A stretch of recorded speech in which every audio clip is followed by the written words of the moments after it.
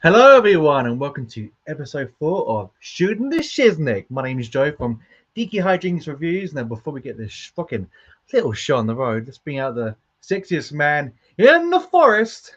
It is my co-host for this evening, Jonathan Martinez! It looks like I'm a giant and my hand is on the grass. It does. It literally does. It's like, hey. What is up, Joe? I am so happy to see you today. And even more, I am happy to see you hosting, my friend. You are the best.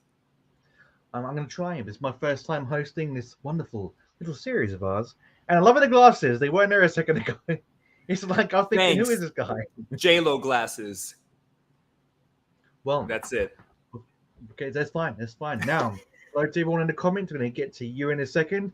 But we have a very special guest, and she has a glutton for punishment, it seems, because she thought she'll come back and join us once more for a very crazy and drug-fueled. No drugs here today, kids. Alcohol-fueled evening. I'm drinking Berserker with a mango monster.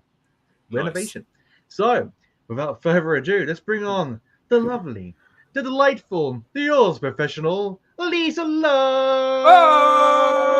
Oh! What is up, Lisa? Woo! I'm watching the wrong thing. I'm watching it behind. Jesus. Hello.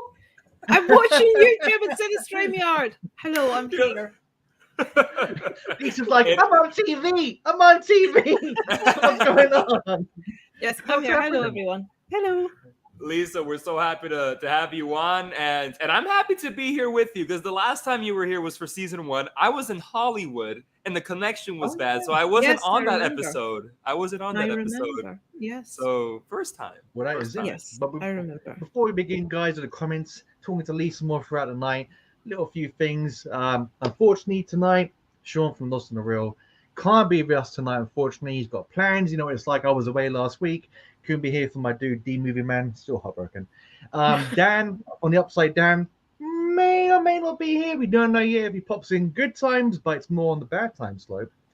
Jace will join us later on today, if not in about an hour's time. And Anthony from Viva La Dream Vita will be with us at some point this afternoon. So it's just the Three Musketeers and alcohol. Yes. For the remainder of the afternoon. So we're going to get to your comments as well as our question of the day. I'm going to try and work out to pull that up because I'm a granddad now. And I've forgotten everything I've ever used to learn about technology since like. Can I just say something real quick? Ladies and gentlemen, we got to give it up to my man, GeekyHiJynx. It's going to be married. Woo! Before I left YouTube, I was a boy. Now I am a man. So Geeky Man Jinx. Yes, yeah, I went away last week. Went to good old Bournemouth during the heat wave that was us in England. And I thought, you know what? I've been to the souvenir shops. I've been to the beach. I may as well propose. You know, I've heard it's something you can do. And it's free, which was perfect. So you're going through a midlife crisis. I am. But yeah, no, but it was a very nice. And I had so many. Thank you for all the nice messages on Instagram and on Facebook and stuff. Really appreciate them. So a lot of people care about me, despite my absence from the tube. It's Joe. You're just fooling yourself. It's Xanthi. Yeah. I was like on a plank. Please, I'll do what you want. Just don't make me jump. I don't like this. Propose to me right now. Yeah. Buy a $2,000 ring. I was like, oh, you know, olive oil from Popeye. Hey! With gangling arms. Popeye. That was very good, Jonathan. Thank that was you. disturbingly good. I think I'm disturbed by that. Joe, if you can, before we get to comments, can I get some news through? Go ahead, my friend. All right, guys, you're on the channel, but if you haven't subscribed, how about you go ahead, subscribe to the Cinema Squad's YouTube channel for exclusive content like the Shooting the Chit live stream that you're watching right now. That would be great. It makes sense. It makes sense. Yes. And follow us. Follow us on IG, my homies, at the.cinema.squad. We are on Instagram now, where you can find all of our updates, and we do little fun things in our stories that you can interact with. So yeah, how about you go ahead and subscribe to us and follow us. Joe, it's all yours, baby.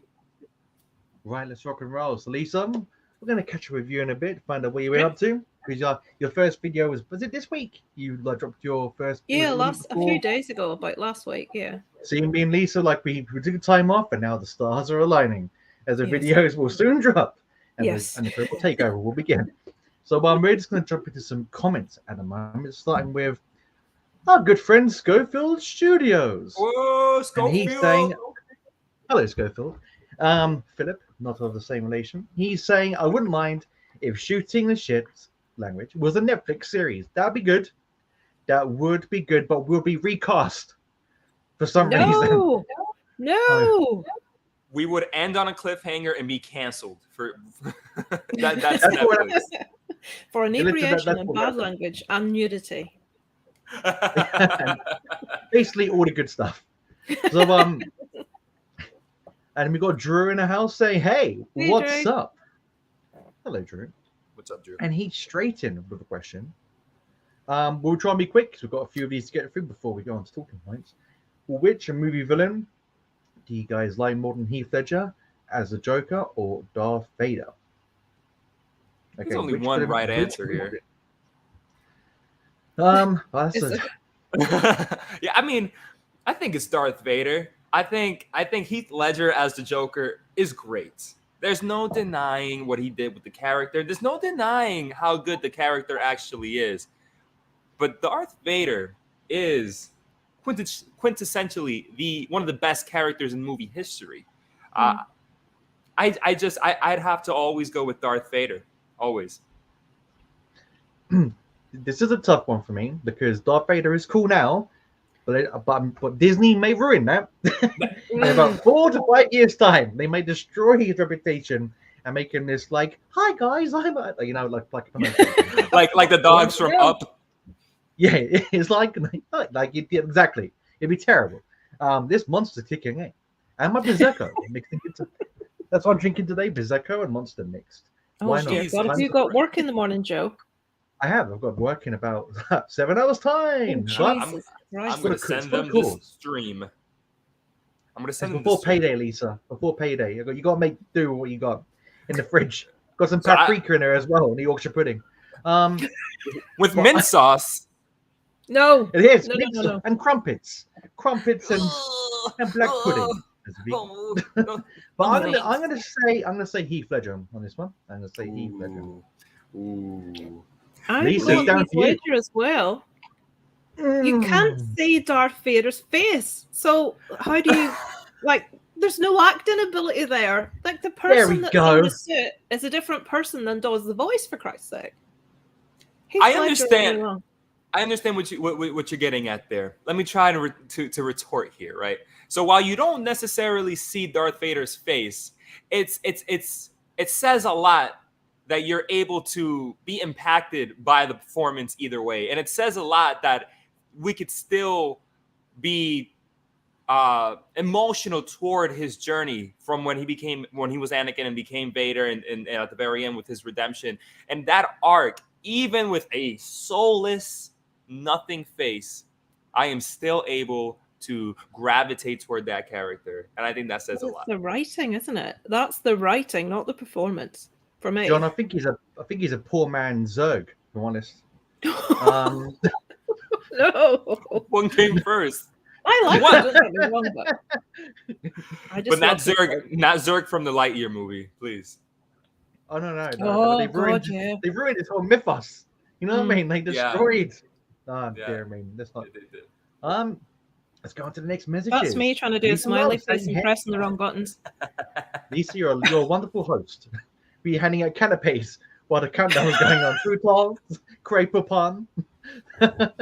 Mint sauce, anybody? I don't need any more of this. And I got it right that time. Look.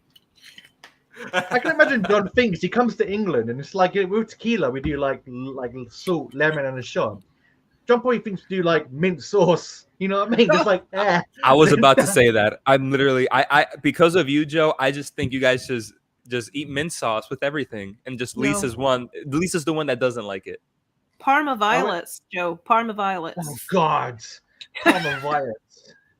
If you ever ask for a sweet that tastes like regret, Parma violets. You know what I mean? If you wanted to taste what Monday tastes like, Parma violets. It's like like only your if you went to a relative's house and they gave you that, they didn't like you. They were saving those up. You know what I mean? They got like a big bucket saying Lisa on the side, and then some other relative, and they give them the Haribos, and you're like Parma violets. But before we get distracted, John's like, okay. I love Parma violets. So Parma violets are disgusting. You don't want those in your life. And Drew's saying, "Hey Lisa, ever the charmer." And we have last week's guest, the D-Man. D-Man is in the house. Gutted, I missed you last week. But he's saying, who needs the Queen of Hearts when you have the Queen of all things dark? All hail Lisa! Lisa, that's an intro idea. Oh, I love it. I feel a bit like being on after Joe, what you missed last week. I don't know if you watched the playback. This guy, I mean, we were all just hanging on his every word last week. It was ridiculous. I'm actually watching the stream properly on Friday because of the holiday and getting back to work. I've had no time. Oh, God, so on Friday, I'm working from home. I'm trusting your PC here. And I've been on the side watching it. So, yeah, can't wait. Yeah, D needs to be careful. He could be a cult leader. If you're expecting deep introspection like you got from D last week from me, that's not going to happen. Give yourself some credit here, Lisa. I can't even top D. Like the D symbol written here all over the house. Like D has been here. Like Jim Carrey in 23. Yeah, literally. It was over D. This pen is blue. So he's convinced me to watch Mama's House again, or is it Big Mama's House? Nutty Professor. Oh, the Crumpets. Nutty Professor. He was fucking Adam Murphy. I couldn't remember what film it was. Big Mama's House. Yeah. Jesus I ain't Christ. seen that professor in ages. You want to hear what Dee said about it last week, Joe? I want to watch it again now. I'm looking forward to this. Can we just cancel the stream and watch last week's back together? You know what I mean? Like, wow. Just react to it. With some live commentary. We're gonna make memories here, baby. We are. Fresh new memories with one of our favorite streamers. So Rainbow Fright. Rainbow Fright, one of the best voices on all the land on YouTube. Yes. Hooray. Yeah, very, very hypnotic. Again, her and Dee could rule the world if they got together and made their own channel and streams. It'd be dangerous. Jesus. So there she's saying, just finished making my chili cheese fries and ready for some movie talk. That's what I'm talking about. Let's get it. I'm hungry now. Me too. Oh, that's a good question. What's your favorite kind of fries? Like, what do you like on it? When you go out, do you like dirty fries or chili fries or garlic fries? Garlic fries. Lisa, me and you are two alike. That's mine. Over here in Orlando, they just opened Gordon Ramsay's Fish and Chips, and we tried. Oh yeah. Yeah, so we went, and he has dirty fries with chorizo and all that type of stuff on it, and it was. What happened then? Is anybody else's lagging, or is that just me? No, Lisa, I saw it as well. John, your face turned into a Goomba from Mario for half a second. You're like, character Philip. How about it? Mario's in the woods. Dirty fries. Short answer. It's a Super Mario Lopez. Is John freezing, Lisa? Is it me? No, it's just staying really still. Okay, his eyes are moving. Johnny, I was about to give you some money. You're like one of those statues in London. You know, they cover themselves in silver paint. Oh, yeah. Like Moon Knight. John, raise your arm and smile. Are you having a stroke? No, it's Here we go. Boom. So we Katie. I know we've got Sarah in the room. Hello, Katie. How you doing? You got it right this time, Joe. I know. Like if it I did exactly the same thing. We both, me and Joe, both called Katie Sarah. And you know why? I've worked out why. Because Sarah has a channel with popcorn in the title. That's how I got confused. Oh, that's right. Popcorn chat. Yeah. That's my thinking. That I'm going to piggyback off that. And that's my reason. Not that I'm a complete moron. So we're on to the first question of the evening. Fasten your feast belts. That's like Christmas. Fasten your feast belts. So he's saying my first question is for Lisa, our special guest. How was your hiatus? How did you feel the need to take one? And do you feel relaxed and refreshed now that it's ended? God, that could be a really long answer, but I'm not going to bore you. Busy, this life thing that happens, just loads of stuff going on with my parents that I'd help care for. So a really weird stalkery person that started stalking me. It was a fucking nightmare. So I had to shut down all my social media. I apologize, Lisa. Get over it, all right? Really? It was Joe. It was Joe. I apologize. But yeah, no. Yes, I am relaxed and refreshed. I just needed a little bit of time to do absolutely nothing, which is what I've been doing for the last 2 months, I've been doing fun things but no YouTube really. So that's why I took one, just a break. I'm surprised by this. Was this public news about your stalker? No, it wasn't anyone online. It's someone I actually know in real life. So, nightmare, absolute nightmare. So I just was trying to close down any online presence. You know the way YouTube's public? Like your social media you can lock down, but your YouTube you can't. So I shut it down for a while that was going on. So, wow. I have the best way to get rid of stalkers, Lisa. Mm-hmm. Mint sauce. You take them on holiday and propose to them. So that solves that little problem. No, she's given up now, I think. She's leaving me alone for now, thankfully. Yes, it was a woman as well. Whoa. Psychopath. Absolute madness. And she lives very close to me. Was she in the comments and stuff, like spamming your comments all the time? No, it's someone, like I say, I know in real life that lives really, really close to me and just has been doing everything they can to make my life hell. So I was thinking, if she finds my YouTube channel, she is going to have a ball with this. Because I have a second one, which is like a vlogging one, which is just like me doing stuff and what the family does all week. And I thought, if she sees that, she's going to get access to all this personal stuff. So I just shut both of them down for a while. But I think it's died down a little bit now. I've kept the vlogging one, it's not up again yet, but this one is. I find it ironic that you cover true crime and your life is slowly becoming one. Yeah, exactly. It's not good. It's not good. No, but yes, that's horrible. And refreshed now that it's ended. Well, I always think you look good anyway. You look very, very refreshed. You look like the break has done. I'm zen. I am relaxed now. I'm completely just zen. It's just nice to do nothing sometimes, isn't it? Not to have to upload or video I just enjoyed the break. But I'm glad to be back. Well, we're glad you're back, Lisa. I think we can all agree because I can't wait to catch up. I've got loads of people's videos to catch up, to be honest with you. Because like yourself, I just completely burnt myself out. Took on too much. I had to take a break, get back to what I enjoyed, and then now I'm coming back next week because I'm like, I want to talk about this. So I can be here. And John is looking very lovely in his forest right now. It looks. Thanks. John, did they cast you for the new Willow film? No, I'm not. I'm not in a movie. I'm actually looking at Lisa's window right now. Oh God, Lisa, run, Lisa! I'm a little slow on the uptake. It takes me a minute or two. The gin's affecting my head. It's fine, Lisa. It's like we've got a connection in Australia. You know what I mean? It's like I'm looking here, thinking, "Where's the window?" I thought you could see out my window.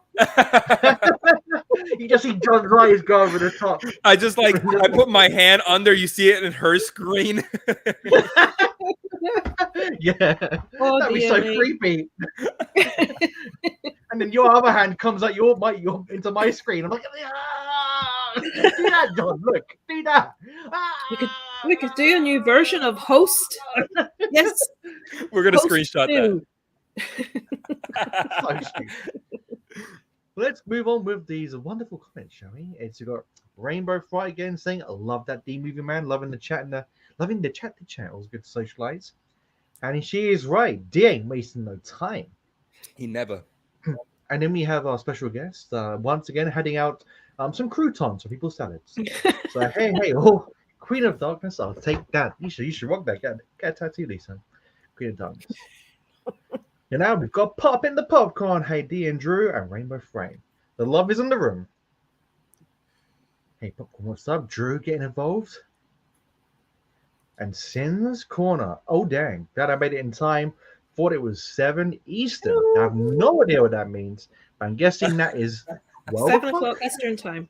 My time zone is Eastern.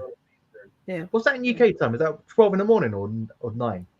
That would be midnight, wouldn't it? There we go. So, we're glad you made it on time. Here we go. Rainbow Fright. Hey, Katie. So much love in the room. Hey, we got a special lady in the room. We got Francis in the room. She left. She's not here right now. How's Francia? She's great. Today's 3 months for her. So we were taking some pictures and all that, and it was nice. Oh. How was Animal Kingdom? Oh, I mean, it's nice. We're always at the parks. Oh, don't. Do you know how much it costs to get there from the UK? It takes me 4 years to save up. It's a nightmare. I can 10 mortgages and selling your favorite car. Animal Kingdom is my favorite park. I adore it. I love it. Yeah, I love Animal Kingdom as well. But Lisa, I know you're coming soon, within a year or so that's going to be really cool. Next August. That'd be fingers crossed. Yeah. You should do a live stream together. That'd be amazing. I shall be doing nothing for a year while I save up. Never know, unless you could shoot on YouTube, start making money that way. You never know. Oh, yeah. Okay, so we've got more love in the room. Hi, Francis. Francis saying hi back. Congratulations, Lisa. Hey, there we go. You know what's weird? When I was on a hiatus, my subscribers went up. So what's that telling me? Don't make videos. Don't make videos, please. It's like rhubarb. Just leave it alone. It will grow. Rhubarb's gorgeous. I love rhubarb. Love rhubarb. Do you like rhubarb, John? I love rhubarb pie. There we go. That would do. Francis, I know. I always thought these things like those like the crackers that you open up and there's a little thing inside for a very long time. What is that little thing? Those are Easter eggs when you open them up and candy's falling out of them. Oh, right. We don't. I'm just kidding. I'm just kidding. What is this? Literally like party streamers. Like we get that, John, with the tomato eggs, but when we open it up, mint sauce just drips out. It looks like bare bums to me, but there we are. What color is mint sauce? Blue? Green? It's green. Oh, that's gross. It is. I'm gonna send you a jar, John, and you can keep it. Do it. Love him. So D-Man, hey D-Ray, you already know. I was so excited. Hey, thank you very much. I was It was a fun day, great holiday, and it was a nice end. It's always strange, isn't it? Because you go from being boyfriend and girlfriend to fiance, and you know it's what's like, going to happen? Nigel, she's going to start talking about weddings constantly. Yeah, this is what women do. Yeah. I remember when I got engaged, Darren says to me, "We've just got engaged. Can we not enjoy it for a while? Why do you have to think about wedding dresses?" So she'll be on it right away.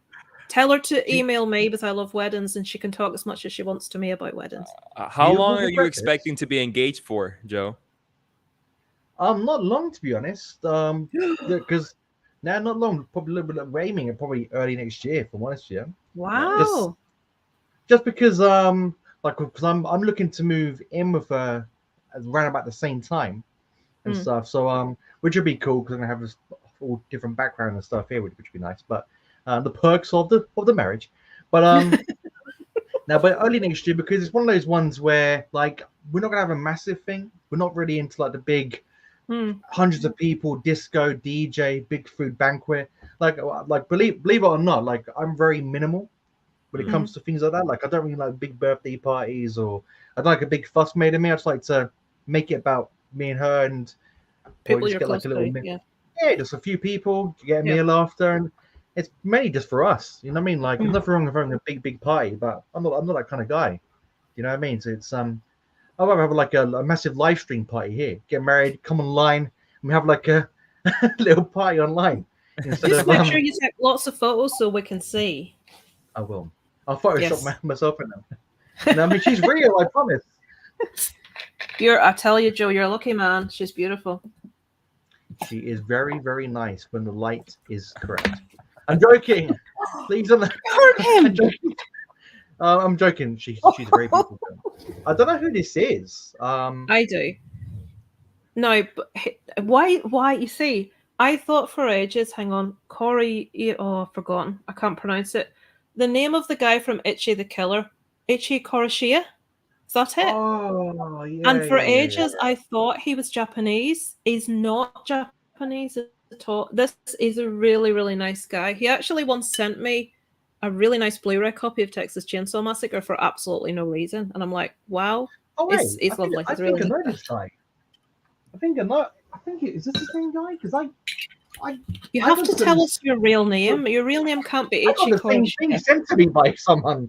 I literally got this. Did that what you got sent? Yes. Hang on. Where is it? Yes. Oh, wow. Someone sent me that as well from YouTube. Oh my god. It's lovely. It's really, really nice. Yeah, I think it's Corey on Instagram. He sent it to me, and just before I came off YouTube, so I didn't really get like a chance to like do my weekly update, blah blah blah, and so I got it. So well, thank you for that. John's like, where the hell's my Texas Chainsaw? I got a steelbook copy. I got a steelbook copy of Texas Chainsaw, so I'm good. Yeah, but is yours? Shut up. So, oh god, I didn't realize. So, oh no. Queen. So this is my fiance. We are getting she's changed her name, has she? As soon as we are married. Nah. 80s freeze frame already. No, not really. But of course not. Hi, Santi. John, do you want to get stuck into the question of the day, or should we wait for the guides to turn up? Yeah. We'll wait. Because usually we wait till like the hour mark till we shoot the shit for an hour. How civilized. So let me just see. Queen, here we go. So much love. I like when people chat in the chat in the live. You know what I mean? Just have a little converse, a little community. I like it. So D is saying the popcorn. Hey, Katie. Hey, question from Drew. Question, everyone. Who do you think is a better actor, Hugh Jackman or Hugh Grant? Hugh Jackman or Tom Cruise? Yeah, that's really difficult. I would say it's quite easy in my opinion. I think that Hugh Jackman is a literal showman. No pun intended. But I really think Hugh Jackman is a literal showman, and he has more range than Tom Cruise does. Though, right? If anybody were to make the argument, I do think that Tom Cruise back in his earlier days was something else, man. That was a phenomenon back in the day, Tom Cruise. But at some point in his career, he kind of just played Tom Cruise in all his movies now, which is fine, like right? Neeson. Yeah, so like exactly, Lisa, which is fine because Liam Neeson's a great actor and everything he does, and Tom Cruise is as well. I mean, Top Gun Maverick is one of the best films of the year, and he's great in that. But if you look back, he plays Tom Cruise in every single one of his movies. Aside from his earlier days, Hugh Jackman, on the other hand, his whole filmography is full of range, I feel. So that would be my choice, is Jackman. Lisa? Jonathan's given me something to think about there. I was going to say Tom Cruise because I've always loved Tom Cruise, and I don't think he gets the credit for how good he actually is. People like, oh, he's a pretty boy, he's weird, he's into this weird Scientology, and they don't give him credit for what a good actor is. But when you said, like, all my favorite movies of Tom Cruise, other than Maverick, are all old, like Born on the 4th of July, Cocktail, Top Gun, they are all the older movies, and The Mummy was terrible. Yeah. Hugh Jackman I love, so that's really hard. I'm still going to go Tom Cruise because I've watched him since I was a teenager, so he's got a little part in my heart. It's Tom Cruise. I'm gonna go with Lisa here because like Tom Cruise, like I love all his early stuff, like Interview with a Vampire, first Mission Impossible, which I really love. Like I get overlooked, but it's got a map because I watched it. I think that was the first 12 I ever watched at the cinema. Came out the same year as GoldenEye, 97. The thing on 96. Right, So you've just brought up James Bond. We should ban Bond conversation. Please, I don't think Eric. I don't think so. I don't know. What have I done? What have I done? You know, I have never watched one James Bond movie in my life. Wow. Really? Not one. No. It's quite the feat. That's I've seen clips and no. I will say about this though that Tom Cruise has been in the better films, because you guys are mentioning like this movie and that movie, and Tom Cruise is in better films and more memorable films for that matter. He's been in more memorable and better films. But the question was, who's the better actor? I still got to go with Jackman.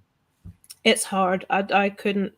I prefer Tom Cruise, but I think they're both fantastic actors. I just wish, like what you said, recently he's been really typecasting, like I suppose action or Tom Cruise type roles. Like Liam Neeson, his early work is amazing. Yeah. But ever since he did Tekken, he's just churning out. That's true. The same crap every time he does a movie. Fun fact, and this is my claim to fame, not that it's mine. He went to school with my mom and dad. They were in the same class at school. No way.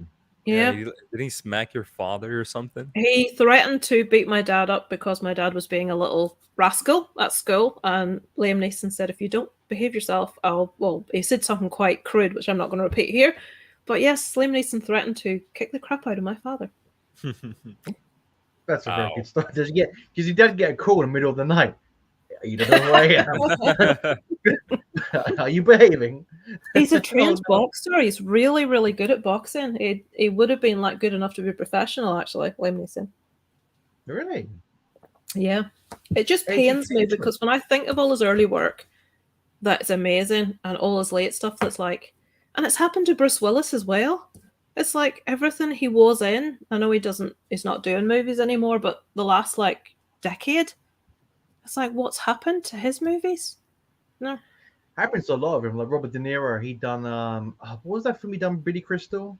Analyze This or Analyze Me? Analyze This. Yeah, he done that, and then like everyone thought, it's really funny because Robert De Niro is a really serious actor in a comedy role, and then he started doing loads of like comedy roles, doing that same facial expression. Kind of ruined his like filmography a little bit. Yeah, that's it, John.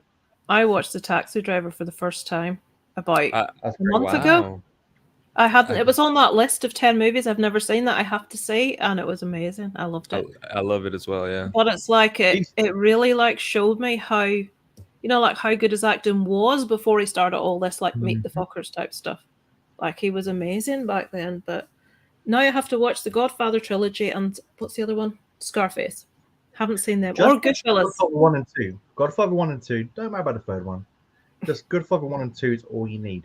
But I was going to ask you, Lisa, because you watched Taxi Driver, did you see any similarities between that and Joaquin Phoenix's Joker? Can you see a lot of inspiration drawn from that? A lot of people said Taxi Driver the Joker was like very heavily influenced by that. You can kind of see the resembles normal man, goes through this transformation. And I have not seen that Batman movie and literally since it came out. I'm awful. So I can't really remember, to be honest. It's been that long. But I did love Taxi Driver and I thought I'd hate it. I avoid anything to do with the mafia. I don't know why or anything even around that. I just find it really dull. And I'm thinking Taxi Driver was like that, but obviously it wasn't. It was nothing to do with it. So I very much enjoyed it. This is Education. Lisa, you're filling us with all this good stuff today, filling our brains. And see, D, you've got a bit of challenge this stream. But let's go on. Tom Cruise. Schofield saying Tom Cruise. Nice and simple. We've just gone about like 10 minutes and he's just like, Tom Cruise, next. So, D Movie Man is saying, Joe, how does it feel? How does it feel have a whole fiance? Well, my last one got cut in half in a magic show. Can you go us into how you planned the proposal and her reaction? I love this question. I won't make it too long. And 2 hours later, and then I got on my knee. And now, I always knew I was going to get proposed on this holiday. I was lucky with the weather because I've obviously mentioned a couple of times. We had a bit of a heat wave over in the UK, so it was really warm. And we went to this really nice beach like side resort in the UK resort in the UK. And we're going to a place called the Jurassic Coast, which is basically where the first ever fossil was discovered in the world. So this lady would go to the Jurassic Coast. She was very poor.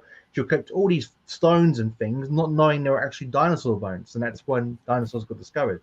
But you can still go there today, and the sea still washes up fossils. So you can find shark teeth, megalodon teeth, if you're lucky, all sorts down there. So I thought that'd be a perfect thing for us to go down, and I can pretend I'm looking for fossils, and then and I can pretend I've got a big bag full, and then as I go down to get it, I turn around and ta-da!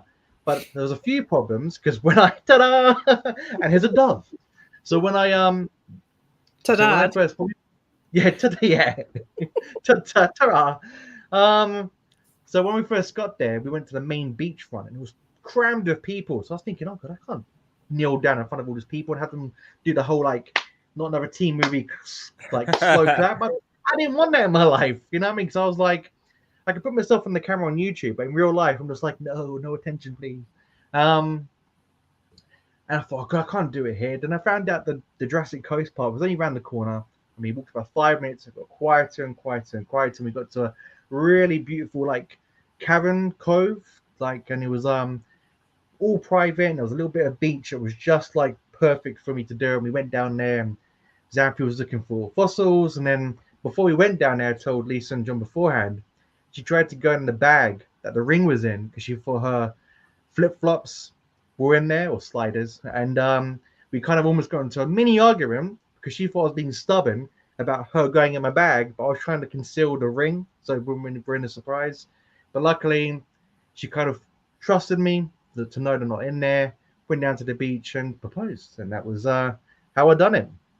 And yeah, it feels very strange. Like I said, it feels weird, like not calling her girlfriend anymore and more fiance. So yeah, it was a very, very nice day. So thank you for asking. I don't know if that shows up on here or not. Oh, it does. Look at that. Yeah, look at Joe. That was literally taken. How pretty that girl is. There you go. It was funny because yesterday she goes to me, I actually had to use my ring to turn down someone. And I was like, what? And that, you know, she's really like using it. She's like, walking through Tesco's like, hi everyone, engaged woman, don't. And I'm like, all right. Like, he was 60 for one, and I think he was blind. But let's move on. Thank you for the question, Dean. Thank you, Dean. What is John doing in the woods? John, what are you doing in the woods? I am currently squatting, so you can only imagine. Yes. look at Joe's face. Very nice. Very, very nice. Yeah. Brought a little shovel and everything.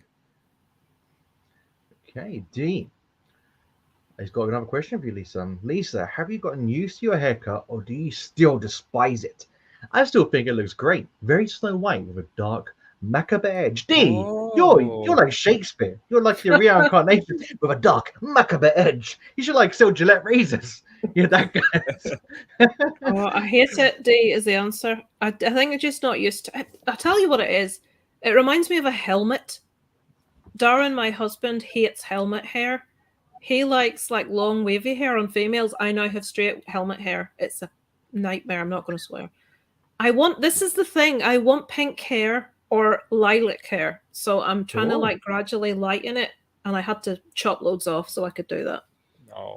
Oh yeah. So it's like not the whole hair you have to do. So you just sort of start small and let it gradually grow out. Yeah. When are you going to get that done? It takes ages. Every time I go to... This is really boring. Every time I go to the hairdresser, they lighten it a little bit each time. So it'll probably take about a year at least. And a lot of money. It'll go flying by. It has to be done. When you get older, you get the old grey hairs, and I can't keep dyeing it black. I'm going to get a pink beard. Nice. I think. Like Billy Connolly, get a purple one. Yeah, why not? And dye your eyebrows too. You got to match. At least you should take pictures of just like each week of just like and then put them together on like an Instagram, like show the gradual progress. Yes, I shall. So Schofield says, Jesus. What's the worst and best movie you guys have seen during the COVID era? So I don't know why that makes me laugh. The COVID era. I'm not going to get Letterboxd right because I'll be well, what's the COVID era? Would you just say 2020 or 2020 up to now? I'd say 2020, 2021. Yeah, right. like Yeah, I would too. Yeah, year and a half. Because I wouldn't say this year. No. Nah. Okay, Lisa, what is it? This is the monkey era. The monkeypox era. Without looking at my letterbox, which I was going to filter, one that I love, and I know you've seen it, Jonathan, and I really want to see it again, was Profile. I absolutely loved that movie. Yeah. I don't hear you're the only person I've ever heard talk about it. But I'm desperate to see it again because I rarely watch a movie and feel frightened.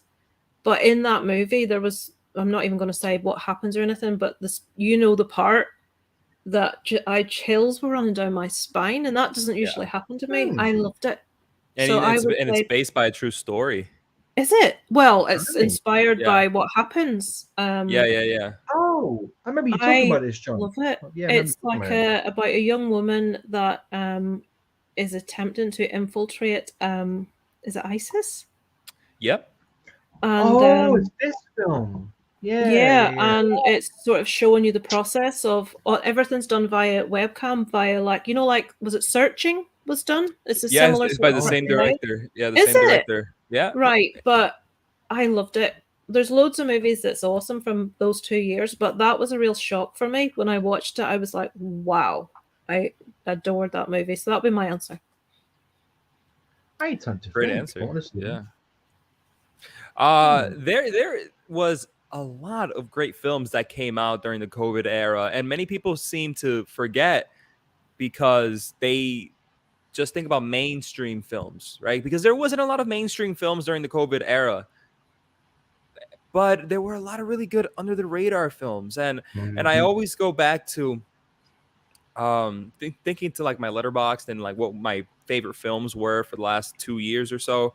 Like I still think the best movie of 2020 and the one that has still stuck with me is The Father with Anthony Hopkins. I think that has been for me the best film that I've seen in the COVID era. Last year, my favorite film was West Side Story, which says a lot because it's my favorite film of 2021. But if we want to compare just within the COVID era, what The Father did, like it left me that whole day just depressed, going, wow, like that was an experience and a masterful technique of filmmaking at play. So I got to say The Father for best. And when it comes to worst, man, I don't know what my worst would be. It'd probably be anything like, I don't know, like something, probably a Netflix movie or something. I forgot worst. I'm just filtering. Yeah, you doing what I'm doing. I'm like, let me see what's on. What about you, Joe, for best? What's a film that kind of, for best? I'd say the one, like you said, our little hidden gem is Host, which was a Shudder film, believe it or not. And it was like a 55-minute UK-made film, and it was like a found footage world. It's like what we're doing now, like Unfriended. But it was just like short, sweet, to the point. There was no filler. It just had a story. It told it. It was extremely scary because there's only actually 2 films that year. I really like 2 hidden gems. There's that, and there's a film called, oh my god, what's it called? Oh my god, what's the one I did? My first like really scary film was like the Jewish festival, and the guy was on his own in a house. Oh, I know the one you mean. It's called The Something, and it's a word that means sitting beside someone, and like you have to sit beside a dead body and like watch over it. Is it that one? I just remember those. Yeah, it's that one. Those 2 films, like you only get so scared, you feel a tear come out your eye. That was good, yeah. That was scary as crap. Oh, we're great. We can't remember the bloody title of it. I know the one you mean. It was very good. I think worst film, I can't remember because literally I just started YouTube at the tail end of that year, so I only got into Shudders in 2021, and my life began. Yeah, I can't remember. Bad Trip is my worst film. Oh, that was up there down there, I should say, for me too, Lisa. Yeah, it wasn't my absolute worst though. I really can't remember what my worst is. I think there was The Boy 2 that came out in 2020. Oh, I didn't even watch that. I heard too many bad things about it. Yeah. Right, let's see. Hold the phones, everyone. Jiu-Jitsu. Sorry, or somebody else is coming. Jiu-Jitsu with Nicolas Cage is one of the worst things I've ever seen. There we go. I've heard that too. I heard about that film. Yeah, they're like there's some Nicolas Cage films I want to watch, but they're just not even worth your time. That's one of them. But guys, we're gonna go from a 3 to a foursome. Oh my! And let's bring in our saucy little member of the Cinema Squad, Jace, Burja, Rocar. Hi, Jace. What's going on, everybody? And especially, what's up, Lisa? Hi, Jace. My son has started watching all your What If videos. He has discovered What If. He loves it, and he's watching all your videos after he sees each episode. So he's enjoying it very much. Jace, I just want to say quickly, right? I watched your skit today, the one where you like the no skip. Yeah. I watched it, fell asleep, and it repeated itself. And the alarm at the beginning freaked me out because I was like, "That's not my alarm. Where's that coming from?" And then I heard your voice. So I was like, "Jace, am I dead? Is Jace God like from Supernatural all this time?" And I was like, "Oh, all right, that's God." Oh gosh, that's priceless, man. That is, I'm glad it left so much of an impression on you that it stuck with you like that. But Jace, we're just running through some questions right now. I think we've got Andy coming of us in a bit, but do you want to answer this question as your first of the night? What's the worst and best movie you've seen during the COVID era? If you can remember that far. COVID. Yeah, we kind of just said 2020 to 2021. Yeah. Okay, so like narrowing it down to basically the time frame when you mostly couldn't go to the theater. Yeah. Not this year. Oh, okay. Shit. Wow. Shooting. I didn't really watch as many movies as I would have thought I would have during that time frame. So to try and narrow it down, that's an interesting one. And I know this would be the time where if Dan was on here with us right now, he'd be like, "If you just get a fucking letterbox." Well, we've just been looking at our letterbox. Well, I'm tempted to just go ahead and like search up all the movies that came out from the past couple of years and be able to narrow down. I'll tell you what, like one of like the biggest surprise ones, I guess, and I think it's within this time factor. But what was the one with Chris Pratt that just came out? The Tomorrow War. That was last year. Was that last year? Yeah, was that technically within that time frame? Yeah. So I'd say that was, I don't know if it was the best, right, that I had seen within that time frame, but it was one of the biggest surprises, that's for sure. I remember thinking it was just going to be another kind of typical regular action movie, and it's not like it's one of the greatest things ever made, but it's definitely worth watching. And again, was a pleasant surprise. As far as the worst, man, that's a good question because I feel like I saw a lot of shit throughout the COVID era too. So I don't know. I'm gonna simmer on that one a little bit. I'm gonna simmer on that shit. I know that's a series, but that always makes me laugh. White Lotus. Don't I just want to see a stream of Jace and Shawn talk about White Lotus for an hour. That would just make my day. I remember last year when you and Shawn, everyone else was just like, "Oh God, somebody stop them." Please, Mom, Dad. What is Jonathan doing to that tree? It's one of seducing it for maple syrup. What's doing over there? Dino DNA. So I'm gonna, for the sake of giving an answer real quick, just to move on past it. Yeah, I'm gonna go with White Lotus. I'm gonna say that's the worst thing I saw during the COVID era. Sorry, Shawn, if you're watching this. James, that's my fault. It's your opinion, as wrong as it is. I'm joking. Hey, random, but can you guys hear me good? Yeah, yes. I can hear. Okay. So Corey's saying, "Hey, guy in the red shirt, what crime did you commit that you hide out in the forest?" I'm actually looking at Lisa through her window, my guy. We've established this. Come on. Stay with us. And Schofield's saying, the better question is, why is Man of Movies in the middle of the woods with a microphone, headset, and perfect internet connection? John, go ahead. I'm in Silicon Valley, where they make all the Apple computers and stuff. You're just putting 5G out there. That's what it looks like. That's what you're doing right now. That's how it looks like. Yeah. It's like Nightmare Before Christmas. If I go to one of these trees, it just opens into a big factory. I thought you meant Nightmare on Elm Street for a second. I was thinking that was like. Wait, is that what I said? Is that what I said? Yes, Elm Street. I thought you said that, but you know what? Damn it! I don't know what I said now, but I meant Nightmare Before Christmas. I definitely knew what Nightmare you meant. Before Nightmare Before Elm Street, the crossover no one knew they wanted. The prequel. Yeah. So we've got another question from the viewer Drew. That's like Shaggy then. Question for everyone. Do you guys think the MCU will make a better Wolverine movie than Logan, or do you feel that Logan will always be the best Wolverine movie? Ooh, Jace, how about Jace takes this? Yeah. Well, it's always interesting to try and like look at a movie and say like, yeah, nothing will ever be better than this. But there's definitely a lot of examples of that in history's past where it's like, hey, it's stood true to the test of time, and with as much that's come out since, there's really been nothing to surpass it. And I do feel that Logan has the potential to kind of be one of those movies that like stands the test of time and is truly looked at as always one of like the pinnacle of this character's films. Kind of like how Spider-Man 2 for Tobey is like one of the most highly ranked Spider-Man films across the board.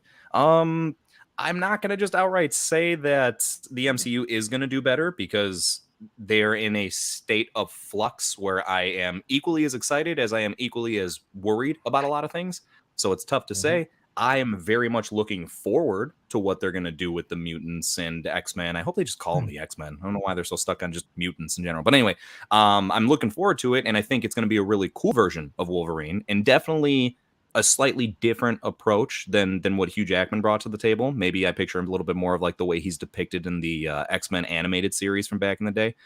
But yeah, man, I don't know. It's good. They got some big shoes to fill as far as the performance itself and that movie. So I don't think at the moment that they would look to be topping Logan. That is such an isolated, focused, character-centric film, and the MCU is just so like big now that I'd be surprised if they were able to pull something out that would be able to stand toe-to-toe with Logan. So it's the best answer I could give at the time. No, it's good. Good answer, John. Yeah, a little bit piggybacking off of Jace, but I just feel that there's so much going on within the MCU, especially now, that if there was indeed a Wolverine movie, it's not gonna top Logan, right? And like Jace, like you said, you never know. Like things always happen. Movies come out that we never thought would be as good as they are, and they are. So could it happen? Yes, but everything's a hypothetical if you think that way. So my short answer is no. I don't think so. I really don't think so. I think the MCU is always going to focus on what the bigger picture is. And while a Wolverine movie within the MCU could be good, I don't think it'll ever be Logan good. Lisa. They're not a ticket. They're not making one that I'm not aware of. No, they're not. No. I can't see it. Maybe in a different way. It might appeal to like a younger generation if they, it was more like action filled. But for me personally, like the whole backstory with Logan, the whole drama side of it, I don't think they can top that personally. But like you say, we said that about Maverick. Oh, it won't be as good as Top Gun, and look, it was. So they could, but it'll be very difficult. I agree. No, I think for me personally, I think I'd love to see someone like Cole Urban play it. Like how he portrayed Dredd. You know what I mean? Because you never saw Dredd's face, and Wolverine's kind of the same. That makes sense from the face down. So someone like a bit of that. It's all about tone and the rating in the cinema. It's got to be dark and a bit more grit, like on Logan's level, but just different feel to it. Like you guys said, who knows? Who knows? It could be good. It could be bad. We'll wait and see. Good talk, guys. So, Frame, if you go down to the woods today, you better close your eyes. You better. John, do they need to close their eyes? I have no pants. Then keep them wide open. Right, so Jonathan is standing up for the freeze frame later on. I am. Yep. In the UK, you might need to zoom in. No pants means no underwear, by the way. Is that a red oak tree? I can blend in. Now is, we're the same color. Have pants? Joe, do you have pants? We've got a certain man here. Banana poop. Banana poop. But wait, isn't frame? Is it what the hell's that? Pamsum? Pants me. I have Does that no mean idea. pants on? Pams on. No idea. Pamsum. Pamsum. No idea. I thought frame was banana poop. It is. I knew it. All So I know yes, is my lies. husband is sat on 2 separate accounts commenting. Let me just see. I'm gonna Banana- go Just Google watch that. the football or something. Banana poop. You sit on a Pamsum. throne of lies. I And I just sit said on a little pamsum. stub of tree. No, John, you're a sexy tree. Okay? The only thing I can think Same it might colour. is he's texted me from the living room, so I'll or sorry, the lounge you might call it in the US. I'll tell you what it means. Yeah. Oh, like- We Oh, have a right, railroad as well. I I'm gonna thought call that's it what it the was. When I was talking earlier about the woman that was kind of like stalking me, did you see this show about Renée Zellweger was in it playing a woman called Pam? It's a true crime thing. She looks just like that. That's what he's talking about, Pam.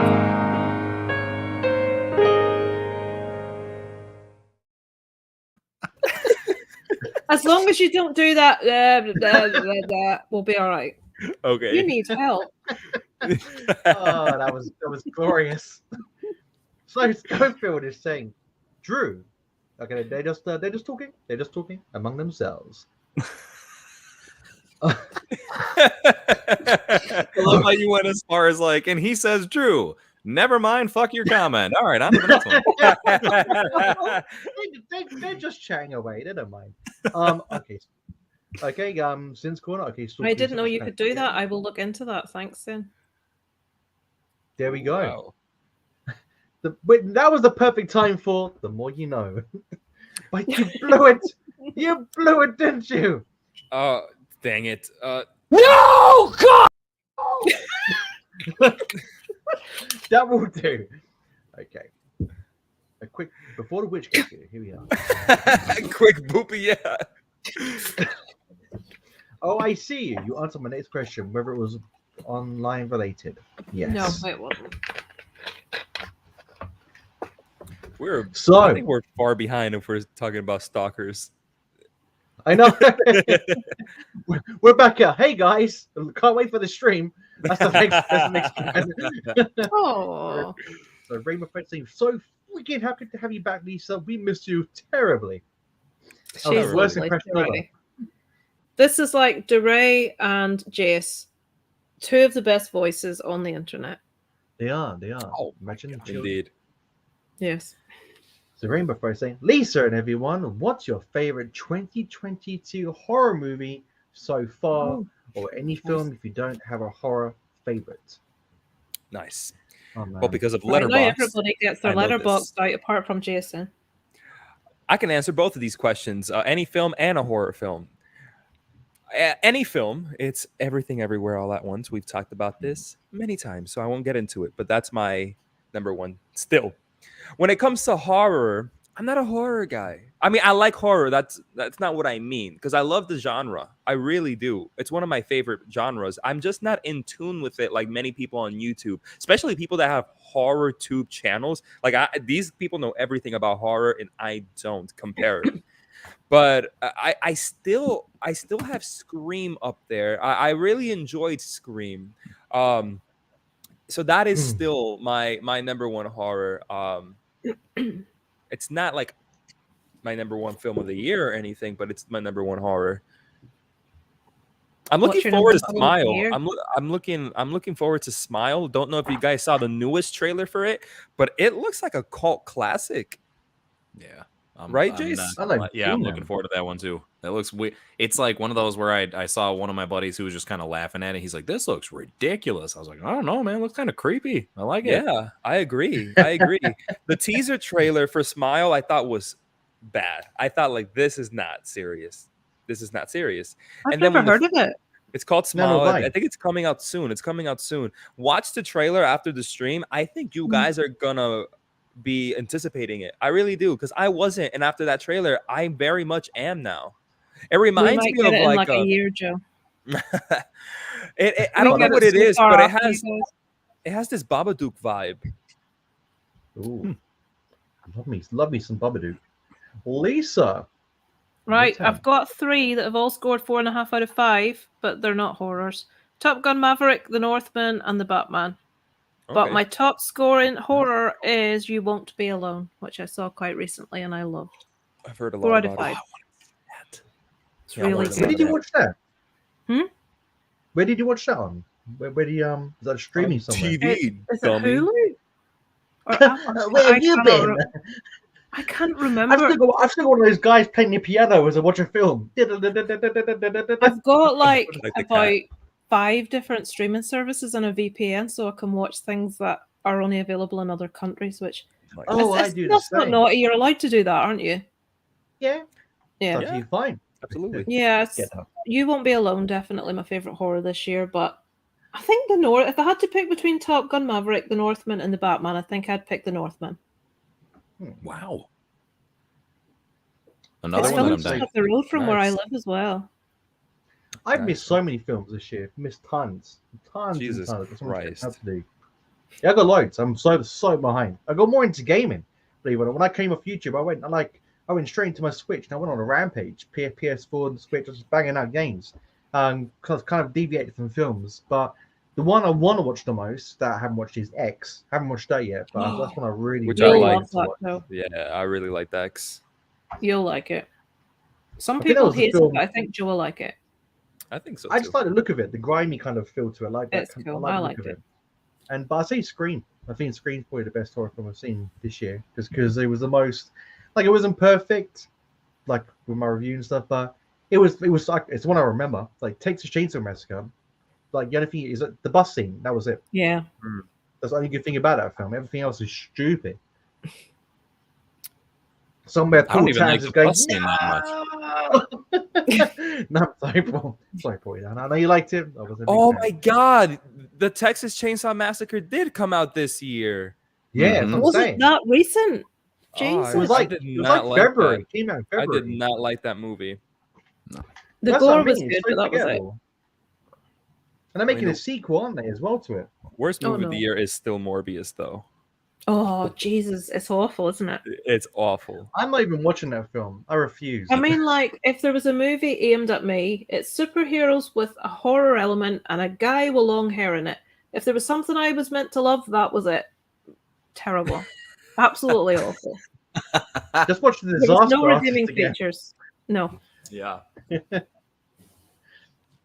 Okay, we're going to go on to the next messages, guys.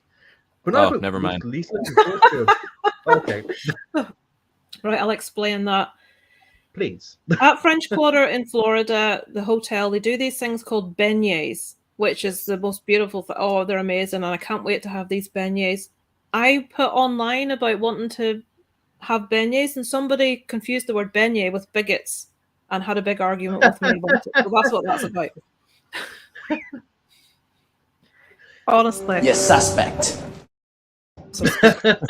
Very suspect. That person was suspect. Beignets, bigots. I mean, really? It's got a B, a G, and a T in it, but that's where the similarity ends. I love bigots with powdered sugar. Oh, they're amazing. I cannot wait to have them again next year. Beignets.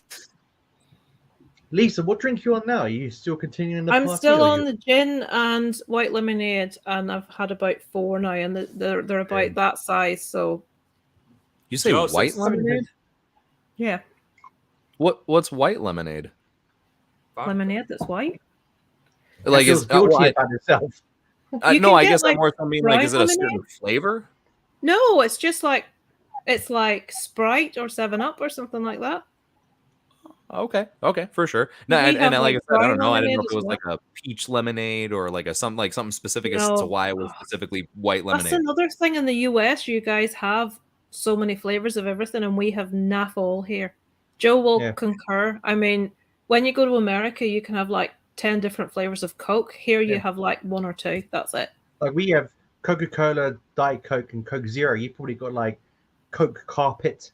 You know, they have got like vanilla, cherry, name it. It's amazing. I like. It's not even just that. Coke. Like you can go ahead and like get at a store. You could just buy in the cans like cherry Coke, vanilla Coke. But then if you just go to the majority of fast food places out here now, you just mix whatever the hell you want, man. It doesn't. You could go ahead and like literally be like, I'm gonna get some peach Coke with some like raspberry Sprite on top of that. It's ridiculous. Shit.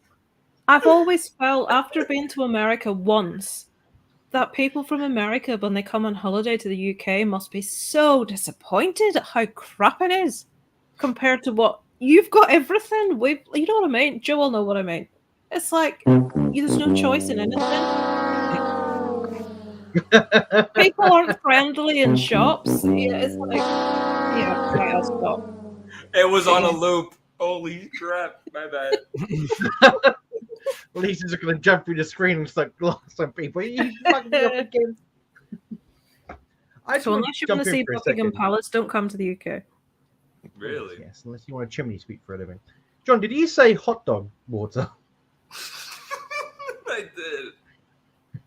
Because everyone was saying, "Oh, I love." I was like, "What did I miss?" I was laughing because you're throwing in flavors, and then all you could hear like drum say was, "I like hot dog water," and then I was like, "Huh?" I was like, "Oh my!" Why is hot dog water repulsive? Why is it so repulsive? No, what the fuck? It's like brine and tuna. It's. Oh god! What, Jace? Put it like that. Well, I don't know. It was just really random, and then also it's like, what are you trying to defend hot dog water right now?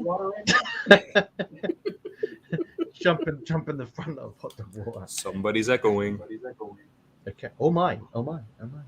Okay, Schofield Studios is saying, what is the weirdest or funniest comment you guys have ever gotten, or a stream, or in a comment, let's say, because I can't really remember what comment to get in streams. You'd get taken off if I told you what mine was. Tell us. I can't say what it is because there's a channel called Geek Legion of Doom, and I occasionally do video reviews for them. And I did one video review, and a guy in the comments says, I'm trying to not think of a way to put this. I've got a nice big black, and it starts with C. And chocolate bar? Yeah. And then just proceeded to tell me what he was going to do with it in the comments. It's like, okay, thank you. So that's probably the biggest comment I've ever had. It puts a new twist on the term British broadcast, doesn't it? Oh. I thought it was very amusing. It's been a while, and I don't want to jinx it, but back in the early days of the Cinema Squad, we used to have this one red heel. This one red heel that would follow me wherever I went. I don't know who she was. I forget her name, but she always had some sort of comment toward me. Whether it's what was it, Jace? Like about she thought I was good looking, basically. Yep, she wanted her some man of movies. She did.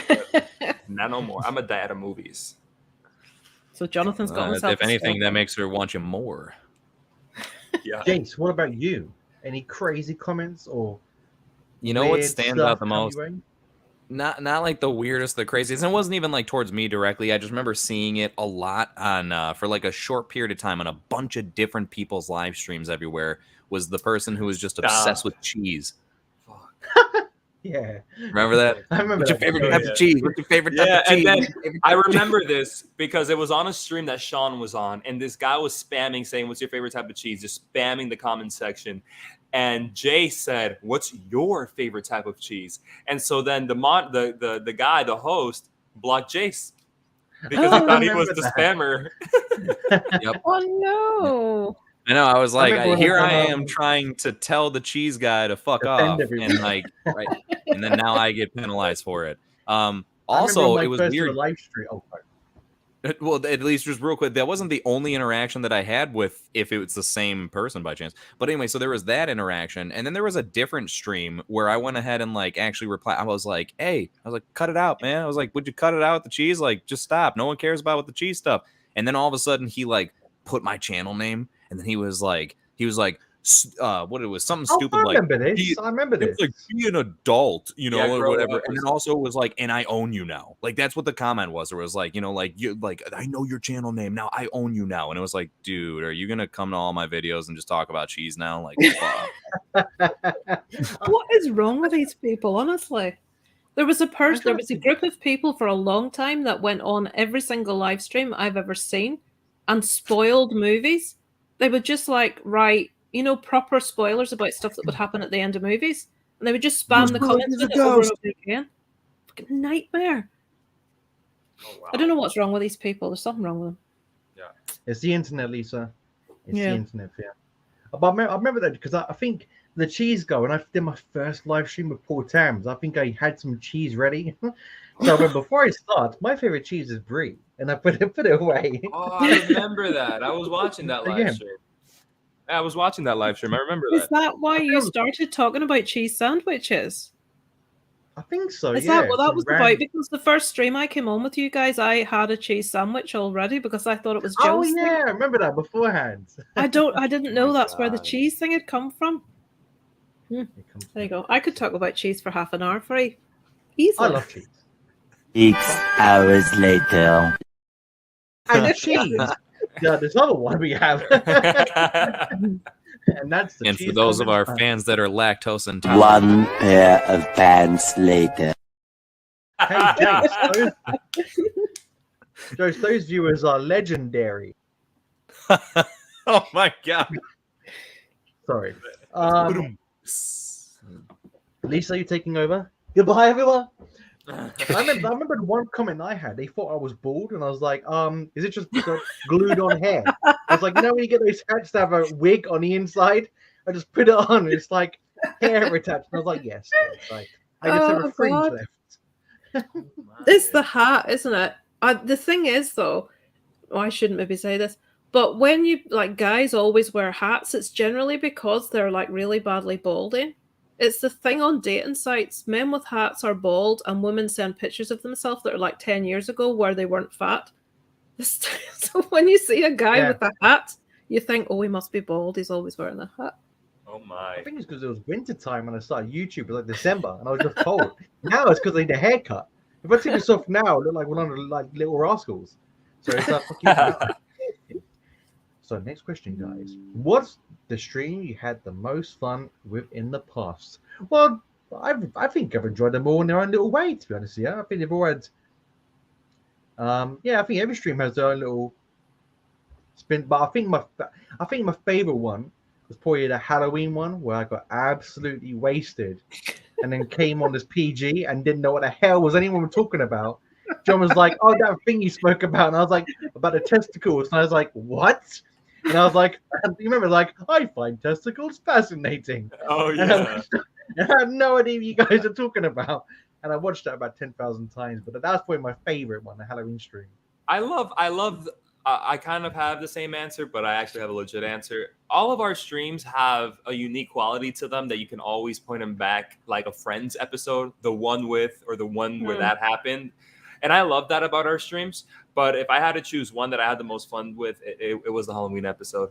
And I always say it. I always say it to the guys. I said it right after. I said, I think this is the best episode we've ever had. It was so fun and so funny. And we had such a great time. And just, I don't know, Jupiter and Saturn aligned that day. Just those two. Everyone else, all the other ones are just jumbled around. It was just those two planets. It's meant to be, guys. Yeah, I think Mercury was in Gatorade or something like that. Drinking hot dog water.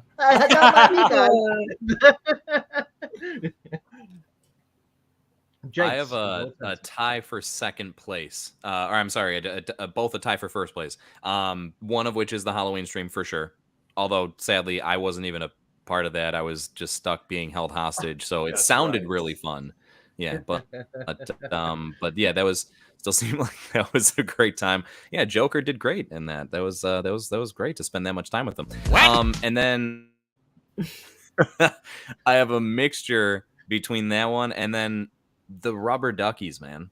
That holds a very special place in my heart with how much we put into that and everything, and how successful I believe it turned out. And just in the midst of doing that, we were trying to stay so professional and composed and whatnot, but but it was still just a really good time. It was nice to, after so long of promoting that, it was nice to finally actually do it and have it turn out well. And I do have a similar feeling because we took a lot of time to promote the Halloween stream as well. So that's why, yeah, I'd say those are both a tie for first place. And for the me. intro as well to the Rubber Duckies. That was a good little. It was awesome. Yeah. That was fun. And then YouTube took it down. Did they? Oh, yeah. Yes, because of the background. Yeah. Oh, they're not arseholes. Oh dear. But for what it's worth, it's going to be a project. But there is intentions for us to edit it down, because the biggest thing that was, the copyright hits from us playing the clips. So again, the intention is that at some point in time we are going to edit it down so there's no clips. Everything else though. And then re-upload it so that it's still able to be viewed. Because even though it's obviously what maybe people consider outdated now, it's, there was too much that went into it. It was too special of a thing for us to just completely let it go. So yeah, we're definitely going to have a condensed version of it that is going to be put up at some point in time. I won't make any promises as to when, but expect to see that on our channel at some point.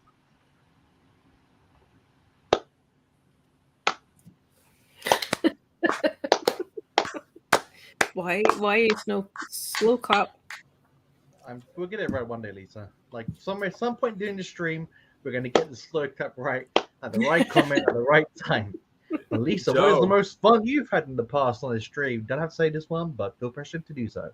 I've been barely in it. I've been on here twice and maybe a couple of others, but not in yet. So I'm not going to answer what I've been on. I'm going to answer that I've watched instead.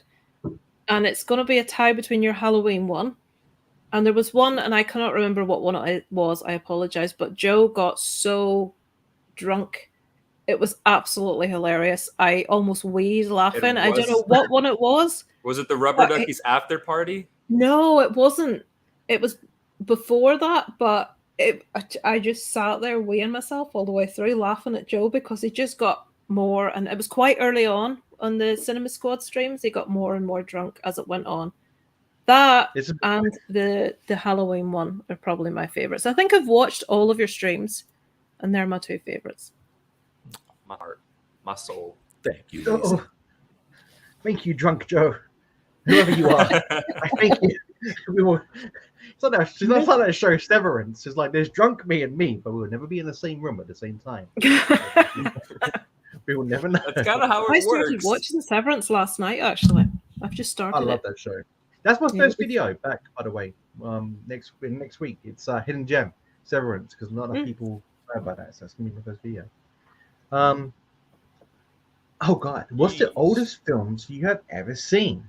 I know I've seen tons. Lisa too, because I think Lisa had a video talking about, wasn't like your favorite film from each decade or something like that? Yeah, mine's probably Nosferatu. I think it's 1912. It's black and white and there's no dialogue in it. And that sounds really boring, but it isn't. If you haven't seen it, it's probably my favorite vampire movie. I love it.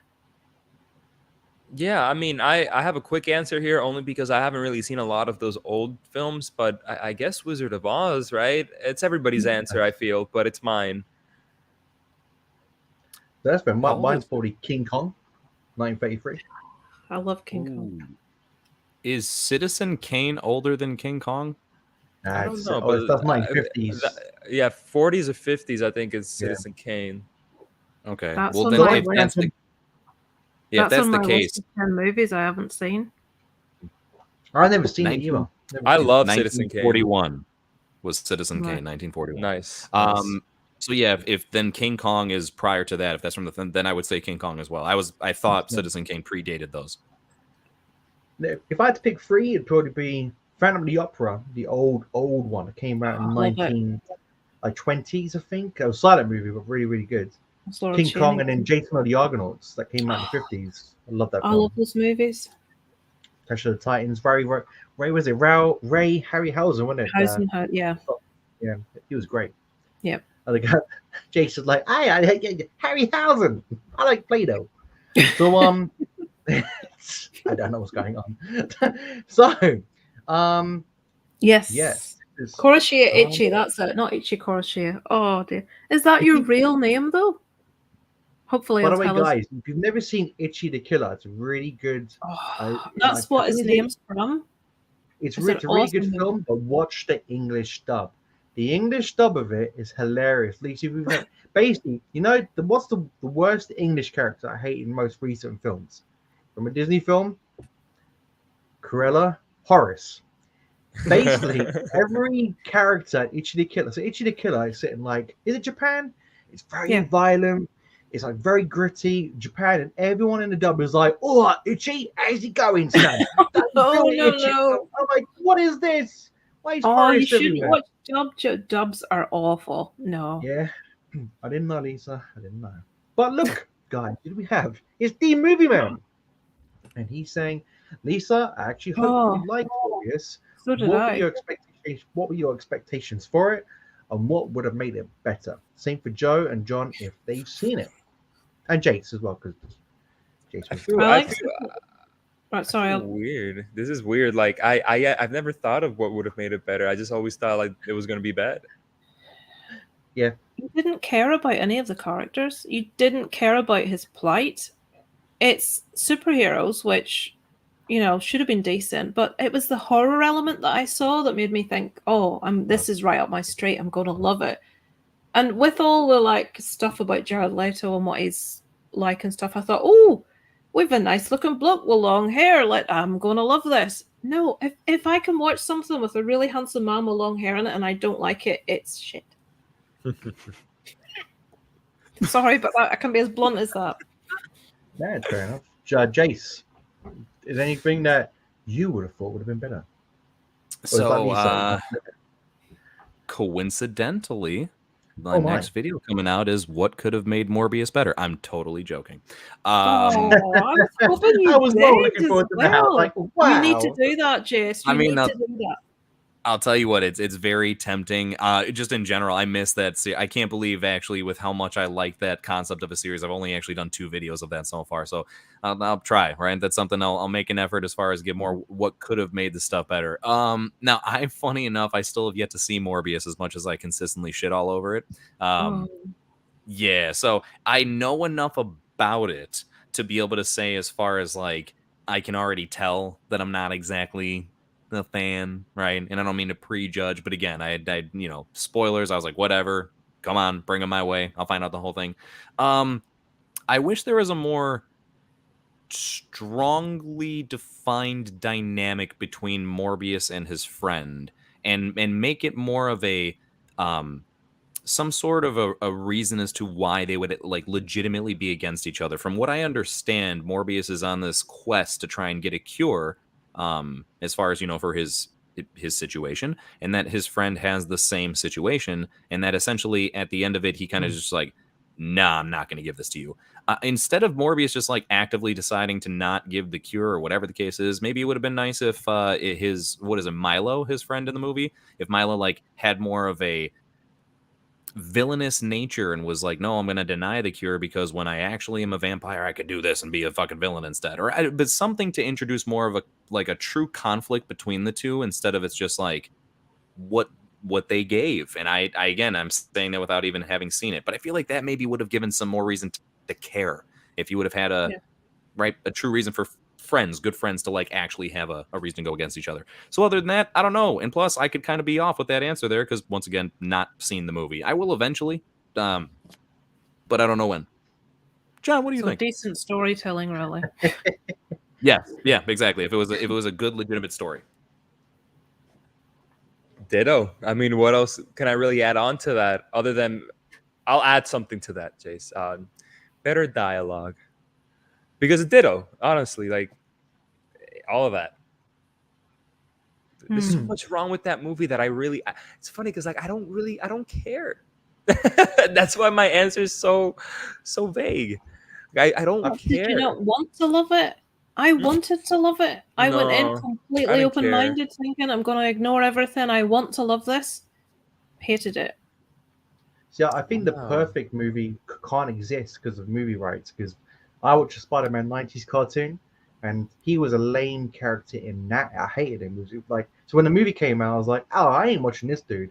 He was the worst part of that cartoon. But what made the cartoon at least good was there was a cat and mouse chase because Blade was in it. So Blade was trying to kill Morbius, and Morbius was trying to cure himself. So if that had been the movie, it'd have been much better because it'd have been Blade being introduced, trying to kill Morbius. Morbius is being seen as the anti-villain, and then they obviously can team up at the end and defeat the main big bad. So that'd have been a better movie, in my opinion. But obviously, Sony, Disney. No, they're never gonna do it. There was a good movie there, but yeah, never too many. To be honest, with you, any Sony film that comes out that isn't Spider-Man, like Craven, I'm like with I don't care. Don't really care. Done with it. Thanks for joining the stream, guys. Join us next. No, joking. Not really. Joe, we can get to the question of the day if you want. Oh, swing, butter, swing. So, the question of the week, guys. Take the comment off. Oh yeah. Wait, no, don't put it up. Don't put anything up. Don't put anything up. I got it. I'll take care of it. So much pressure. Okay, I've got it. Under pressure. I've got it, guys. We ready? Lisa.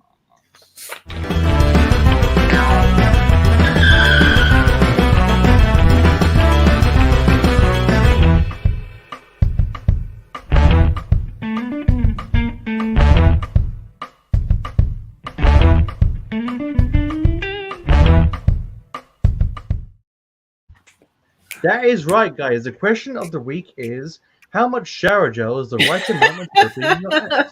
I want to say half a bottle. Gotta smell the suds. So, as the question mentioned, guys, and feel free to get involved in the comments. When and how should a film tackle tragic, real life events like with Black Panther? So, does anyone want to jump in now? Do you want to sort of monitor it for a bit? Or Yeah, sure. Since I was the one that put it up, I have something to say with this. But first, I think it's time to add in this guy. Party's here. Party's here. Yes, what's up, guys? How you all doing? Hey, Lisa. Hello, everybody. Hey, on today. Good to see you all. Hi, Good to Anthony. see you all. What's Anthony, up, John? you came in right when question of the day ended. But I saw it. The logo, yeah. Okay. Yeah. No. So it how actually- much soap, just getting Anthony? started. How much soap? What was that? Never mind. All of it.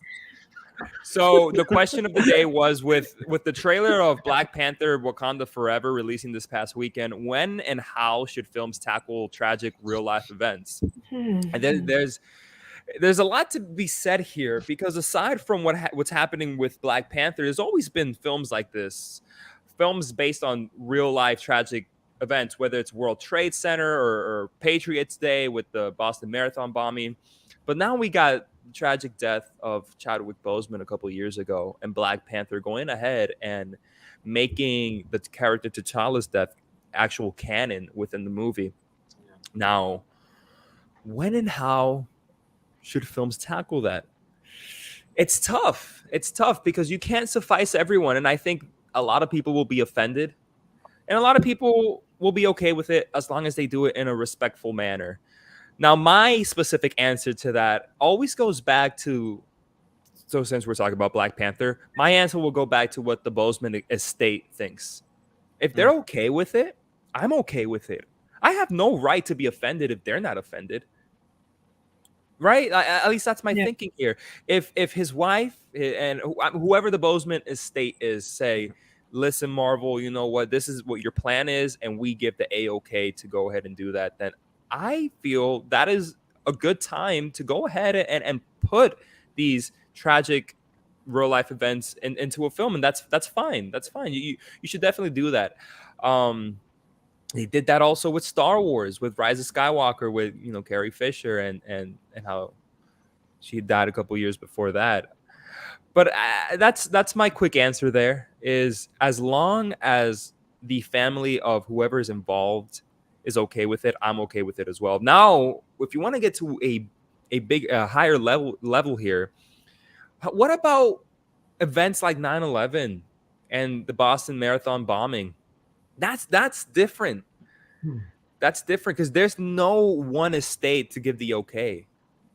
How much time needs to go by for it to be okay to tackle these issues? I don't think there's any clear answer here other than our personal preference. And I think at that time, right, it's more about the how and no longer the when. Because no matter when it comes out, people will feel some type of way. So then you got to go into the how. How can you tackle a movie about 9/11? I think you got to it's hard. It's hard to explain, and I don't have a clear answer because I kind of want to piggyback off of you guys and kind of start a discussion here. You know what I mean, Joe? Yeah. Yeah, it's you know what? It's like when World War II happened. There was pretty much movies made almost immediately, and it goes back to that saying that history is written by the victor, like it's the winners of war. So like obviously like there was a lot of American movies made, English movies made, like Spitfire and such about World War II. But then obviously the thing that goes against these movies down the line is time, because obviously like for example Titanic, people thought was a brand new ship built from scratch when it wasn't. It was actually an old ship that was literally just remade, refurbished and stuff. But that information came out like in the mid 90s. That wasn't out back then. So as time goes by, there's information, and obviously Hollywood likes to dramatize things. So like if they're making a movie about me, like me going to work on the bus, just holding onto the yellow bar, waiting. Whereas if America made my movie, you'd be like the Shang-Chi on the bus. You know what I mean? I'll be dodging the knives. Like, why go? I'm trying to get to work. You know what I mean? So like, or even Brit or any kind of country making films, it's always dramatized. So it's all to do with taste. Because if you look at Pearl Harbor, Michael Bay, he just glorified the deaths of all those Americans with big explosions of Michael Bayisms, and that annoyed a lot of people because that was a real life event made into a Transformers movie of sorts. You know what I mean? So it's all about how it's done, what the story's trying to say, and I think 1917 is a perfect example of how a story should be told tastefully in regards to war, because it wasn't glorifying it; it was showing the horrors of it over the course of a day. So if they're going to do a film about a past event, it's got to be based just like 1917. Yeah. Great answer. I wonder what this guy thinks about it. What's up, guys? Lisa! Hello, Shawn. I weren't expecting to see you. Hello. What a surprise. Oh, What a surprise. I'm so happy. It's like the Brady Bunch. To be off of work and here with you guys. Oh, that's very cool. Very cool. Everybody's here in time for the question of the day. Yeah. So that's the question of the day, Shawn. When and how should films tackle tragic real life events? Because of the new Black Panther trailer that came out this past weekend. Mhm. And of course, we all know Chadwick Boseman's untimely death and how the movie's actually going to tackle that. Right. Okay. So Sean's it could be. Oh, it got pretty deep pretty quick. It could be. It could be about Black Panther, whether you think it's too soon or not. But I brought up examples like World Trade Center with Nicolas Cage. Yeah. I brought up examples like the Mark Wahlberg Patriots Day movie about the Boston Marathon bombing. When should films tackle that? And how should films tackle that? I mean, that's a really difficult question. I immediately thought of United 93, which came out, I think, a little bit before World Trade Center. And even though that's a really good movie, I think maybe that was a little bit too soon. And I even remember like seeing it in the theaters and people like being worried like there was going to be terrorists in the theater and whatnot. But I think when it's okay is if it's done respectfully and if there's any sort of victims involved that maybe like the families are notified and they get, the blessing from the families. I think that for me would be when it's okay to cover something like that. Yeah. I was saying that as well, because with those big events, there's never really a when. People will always feel some type of way about it years later. So that's when you kind of get into the how. Like, how can we do it? If you like you said, Shawn, you do it respectfully. You contact the families of the victims and see if they're okay with it, and you go ahead and you try your best as a filmmaker. Absolutely. Cheers. I'm sorry, it's just so good to see Lisa. Shawn's like, damn it, let's bring the happy back. Hey, talking about Lisa. Lisa, do you have an answer to this? Yeah, Lisa. I have to piggyback on what you've said. I think the most important thing is that the families of anyone that's been associated with anything. I haven't seen the Wakanda Forever trailer because I don't really watch trailers, but I think people would it's almost like a form of respect for them to actually acknowledge that something's happened rather than just gloss over it and, not talk about it. If the family's fine with it, then I think it's fine. It's done in a respectful way. I tend to be a person that likes to watch movies about real life events. But again, I think you need to talk to people that are related to the victims involved. I've watched movies about 9/11, about the Boston bombings, and being from Northern Ireland, we have like the Troubles era. So you have like a lot of years of bombings and all sorts that happened here. And I mean, I've watched so many movies about it. But if it's done in a respectful way and it's not trying to push a political agenda in any way, and the people sort of related to victims involved are okay with it, then I actually really like to see things based on real life events. I mean, I watched one quite recently which was based around 9/11, but it didn't show anything about 9/11. It was about the impact on the family that lost someone through 9/11. So I personally love movies that are based on real events, as long as portraying those events isn't offending anyone that's directly involved. I am all for it. Okay. All right. Absolutely. I think we can all kind of agree on how a film can tackle a tragic real life event. So if I can throw this real quick to Anthony.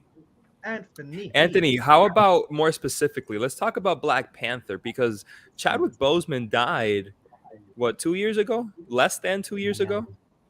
Now, how do you feel about this being less than 2 years ago and a fictionalized version of a character being then killed off because of the actor? How do we feel specifically about Wakanda Forever? It was a question of, like, first of all, it's beyond sad and tragic, and we knew when it happened. It was like, first and foremost, you feel bad that it happened, and and you pray for the family because it's such a loss. As far as the movies go, that comes like secondary, right? You start thinking, oh boy, what's going to happen with the movies? Ideally, if you can get the blessing from the family, then it's about, well, how is it going to be executed? How is it going to be handled? Are you just recasting? And if you're recasting, are you saying it's the same character? I don't know. I never quite liked that idea. He was so great in that performance, and very obviously we were going to get another 20 movies with Black Panther. Like that was the setup, and that would have been awesome. But sadly, it's not going to happen. I think I like the route that they're seemingly going with. They're not going to recast. We're not just going to. I don't think we're going to get somebody. I mean, obviously not. We're not going to get that. I think they're going the right route where they're addressing it. As long as they do so respectfully, I don't see any problem with it. I'm assuming they have the blessing of the family. But it's such a touchy subject because it's death. But death is a part of life, and it's something we all deal with, and we all deal with it very differently. And as there's not going to be any set answer on this, for some of us, death will tear you apart and just destroy you, and for others, they can get through it easier. Lisa brought up a great point about how it's almost a sign of it's like a sign of respect to almost address this, as opposed to sort of trying to brush it under the rug that this tragedy happened. It's like, no, that's not good to do either. I think it all comes down to how it's executed. In the case of Carrie Fisher, when she passed, I don't know, you could argue about how well they handled that. The family seemed okay with it. So I don't know, that there really isn't any set answer for this. I mean, I'm from New York, so when it comes to World Trade Center stuff, that stuff is always a little bit touchy for me, whether it's a movie or a story or humor or whatever it is. That's always going to be a little bit touchy. But at the same time, it's a story. It's a story, or there are lots of stories about that subject matter, and they need to be told, and they will be told, whether people are offended or not. But hopefully they're not offended, and hopefully it's not an issue. But I wouldn't say scrap stories just because somebody passed away or stop an entire franchise. I don't think. I mean, it's always tough to think about what would the person have wanted, and you'd like to think that they would have wanted the movie or the series to go on, with even without them, and move on and move forward so that more people can enjoy it. I mean, this is a wonderful character. We wouldn't want the character, and everything he did to just go away, because he unfortunately passed away. We still want to see more Black Panther, and we still value and love his work and everything that he brought to that character. So anyway, I don't know. It's an awesome question, and that's my take on it. I could probably ramble about it for a lot of hours. No, but it's a great answer. I'll pass it off to Jace, I think. Jace. I think it's Jace. Yeah, Jace, to kind of add on to the whole Black Panther talk with the question, how do we feel about this event furthering a fictional plot line? Because it's not like we're talking about World Trade Center that's based on a true story. A lot of the examples that Shawn and Joe and I, we kind of all mentioned here were real life examples, and they're just recounting events through certain points of view. Okay, Jace, if you can try to discuss this with me, what about furthering fictional plot lines? I don't feel it's as necessary. You know, in the essence of, hey, it's, you know, it's respectful because you're acknowledging it and you're not like ignoring it. Well, if this were a film that was based on real events or a documentary that was surrounding something about Chadwick, then yeah, I think it'd be really weird to not address that. However, I have very conflicted emotions because, number one, I feel like, and, you know, anybody correct me if I'm wrong in this, but I'm nearly certain I remember Chadwick talking about being okay with the concept of recasting, or at least being okay with the idea of seeing somebody else eventually play T'Challa. Okay. You know, whether it was still in the MCU to take over his role or not. So, like, that's something that has always sat with me, right? Anthony was like, what would they say or think themselves? It's like, I feel like he kind of said that. I feel like everything he did embodied the mindset of, I don't want this to end just because I end. And I think it's because he understood that, because we're talking about a fictional character, a fictional storyline, at the end of the day, taking everything with Chadwick and putting it to the side. That is a tragedy. It is before its time. He fit that role so well. Putting that to the side. T'Challa is way too important of a character to the Marvel franchise in totality to simply say, well, I guess we're done with that. Personally speaking, I do think it'd be weird and not appropriate to just throw someone else in the role and claim it's the same guy, right? That would be, you know, not fitting. It's you know, kind of like when Terrence Howard was replaced with Don Cheadle. You know what I mean? It's like, all right, like, I guess I'll accept this, because thankfully Don Cheadle's cool, right? And it worked, and it wasn't as like big of a centric character. But again, T'Challa's just a huge deal. And I feel now that they have the multiverse at their fingertips, and we are already aware of the concept of multiple characters existing that are the same character existing in multiple universes, right? So different versions of the same character.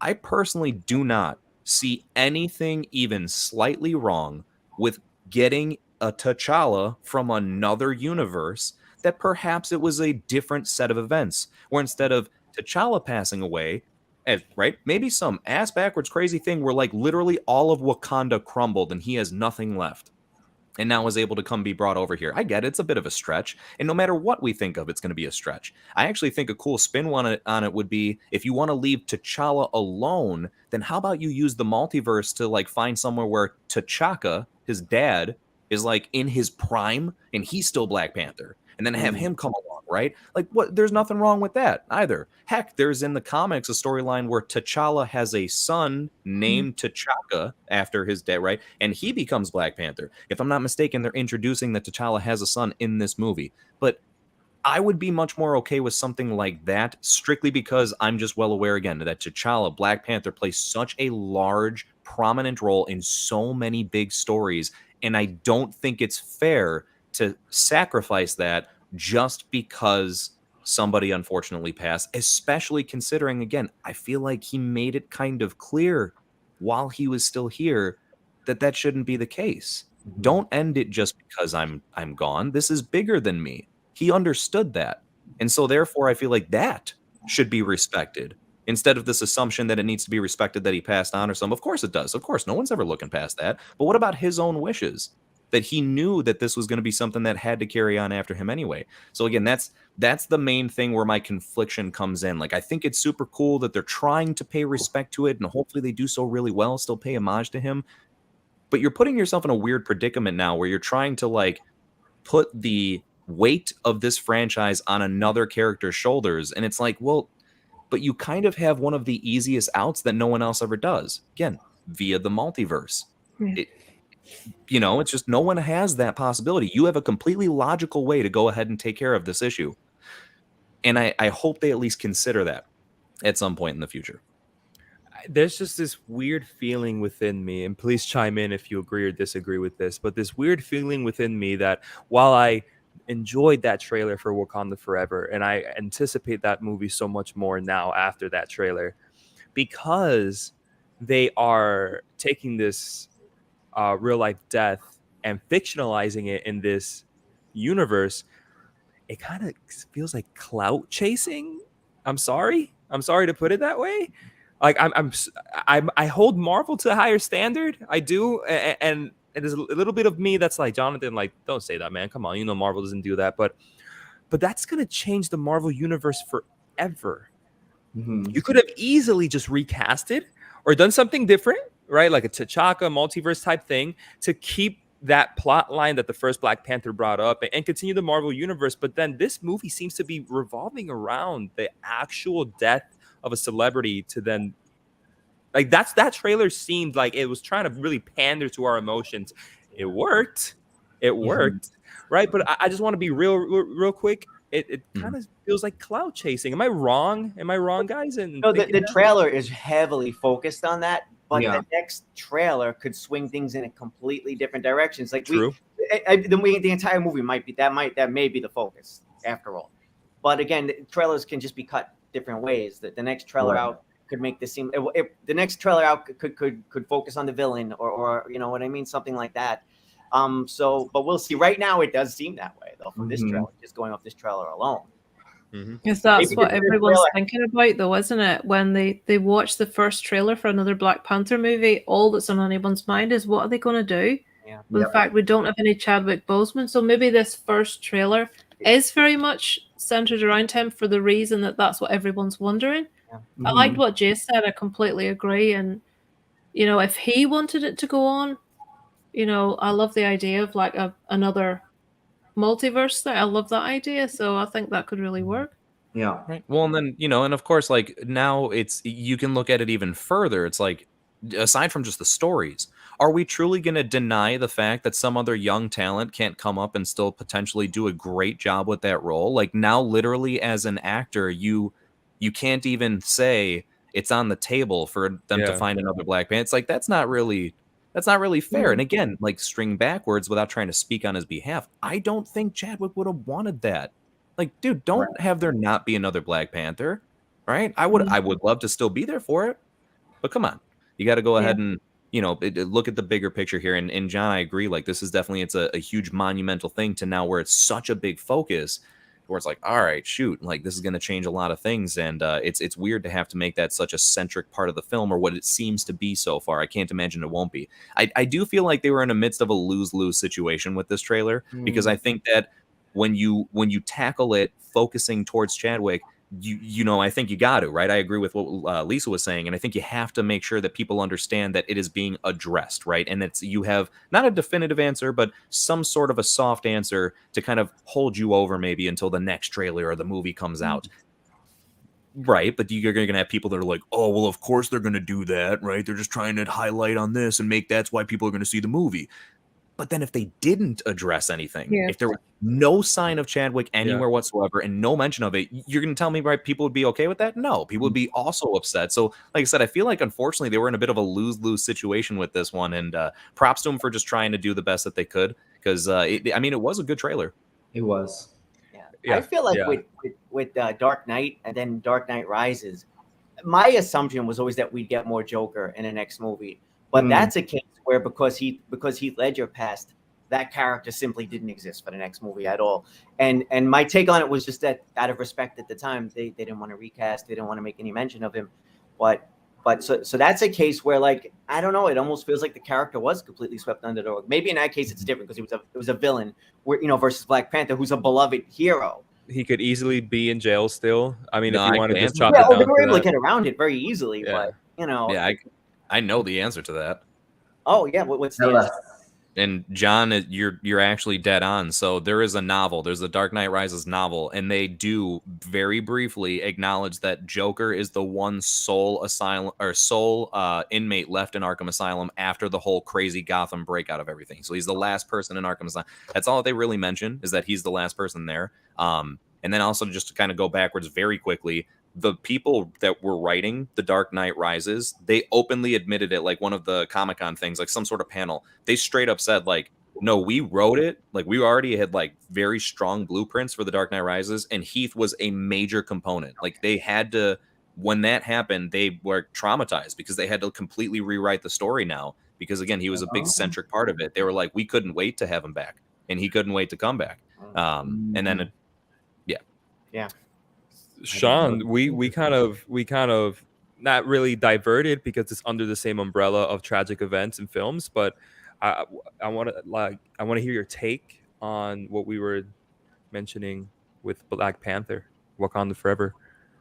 I mean, I love Jace's idea of doing like a multiverse version of T'Challa. I just think when it comes to this, and I think also not only did Chadwick, I think, really want this to continue. I think, doesn't his family, like, haven't they come forward and been like, they're okay with it? Like, so I don't know. I feel like it's, yeah, I just feel like that's the right thing to do, is just continue this fictional character forward. Continue the legacy that Chadwick built, rather than, just stopping it right here because he passed away. Like, so Joe, to hand off duties back to you, when it comes to Wakanda Forever, how do you think they're handling the situation of a tragic real life event? You can never win in these situations, but it's kind of like it's a funny one with Marvel, because you'd think Marvel have a plan. Like with the Harry Potter films, they had a blueprint, the books, and Richard Harris played Dumbledore, and he died after the second movie. And they could have just been like, oh god, he played that role too well, let's just not have Dumbledore anymore. But he's a pivotal player in the Harry Potter books, so they recast him with Michael Gambon. And when you watch those films back to back, you can enjoy both performances because they're very different, but they're both equally as charming and fun. And they should have done that with Black Panther. So you can have like look at the Batmans. Everyone's got their own Batman, and you could look at the first Black Panther and be like, that was a great performance. You can watch it and be sad, but really happy. This is an amazing performance. But then hand that title to another actor, like Jace is saying, someone who could put their own spin on the character while also embodying what Chadwick put into it, instead of just completely killing him off. Because I've just got a feeling that what they're going to do is just make the 3 female characters Black Panthers. I think that's what they're going to go with. Like, and because when at the end of the trailer, when you see the Black Panther claw, that's clearly a female frame. I think if people pause it, you can see. And I think you're just going to have the 3 ladies, which is fine. But I think when you watch like I watched a lot of things on YouTube, like the Rabbit Hole, where you watch like celebrities meeting fans in real life, and I watched a lot of that was Chadwick, and like people would go nuts. And for a lot of young men, like it doesn't matter what color or creed or religion, that character was like their Superman.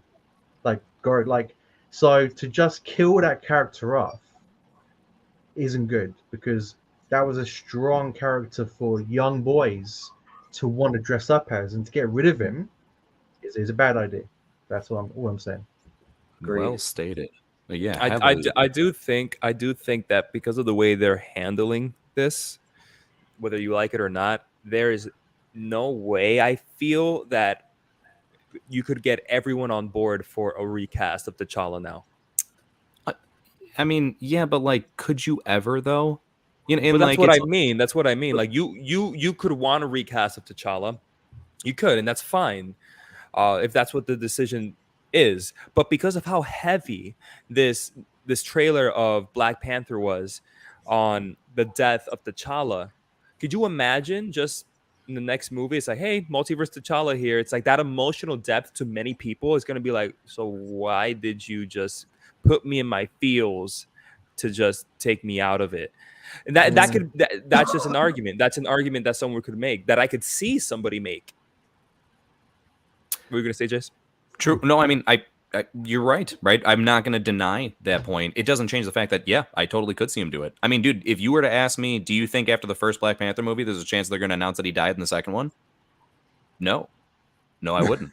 Yeah. You know what I mean? So, like, to say, like, do you think that there's no possibility of, like, no, absolutely. I do think there's a possibility. I mean, hell, we just got introduced in Comic-Con. It's official. This is the multiverse saga.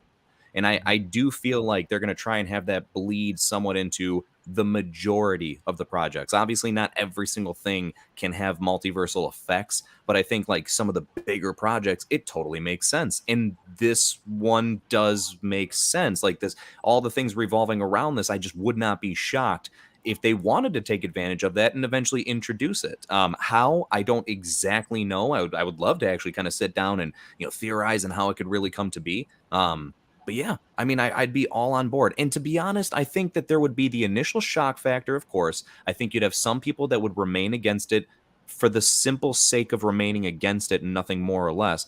But I think overall, with time, just like anything else, people would come to be accepting of it. And would realize that, again, because it's a fictional character, that, you know what, it probably was for the best that we went ahead and went this route with it.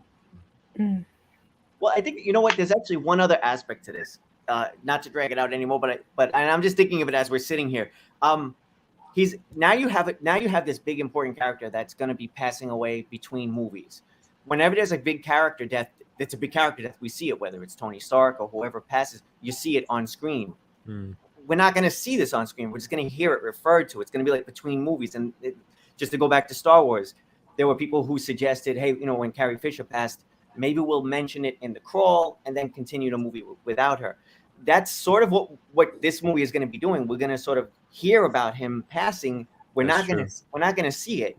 Again, it's lose-lose no matter what. Yeah. In this case.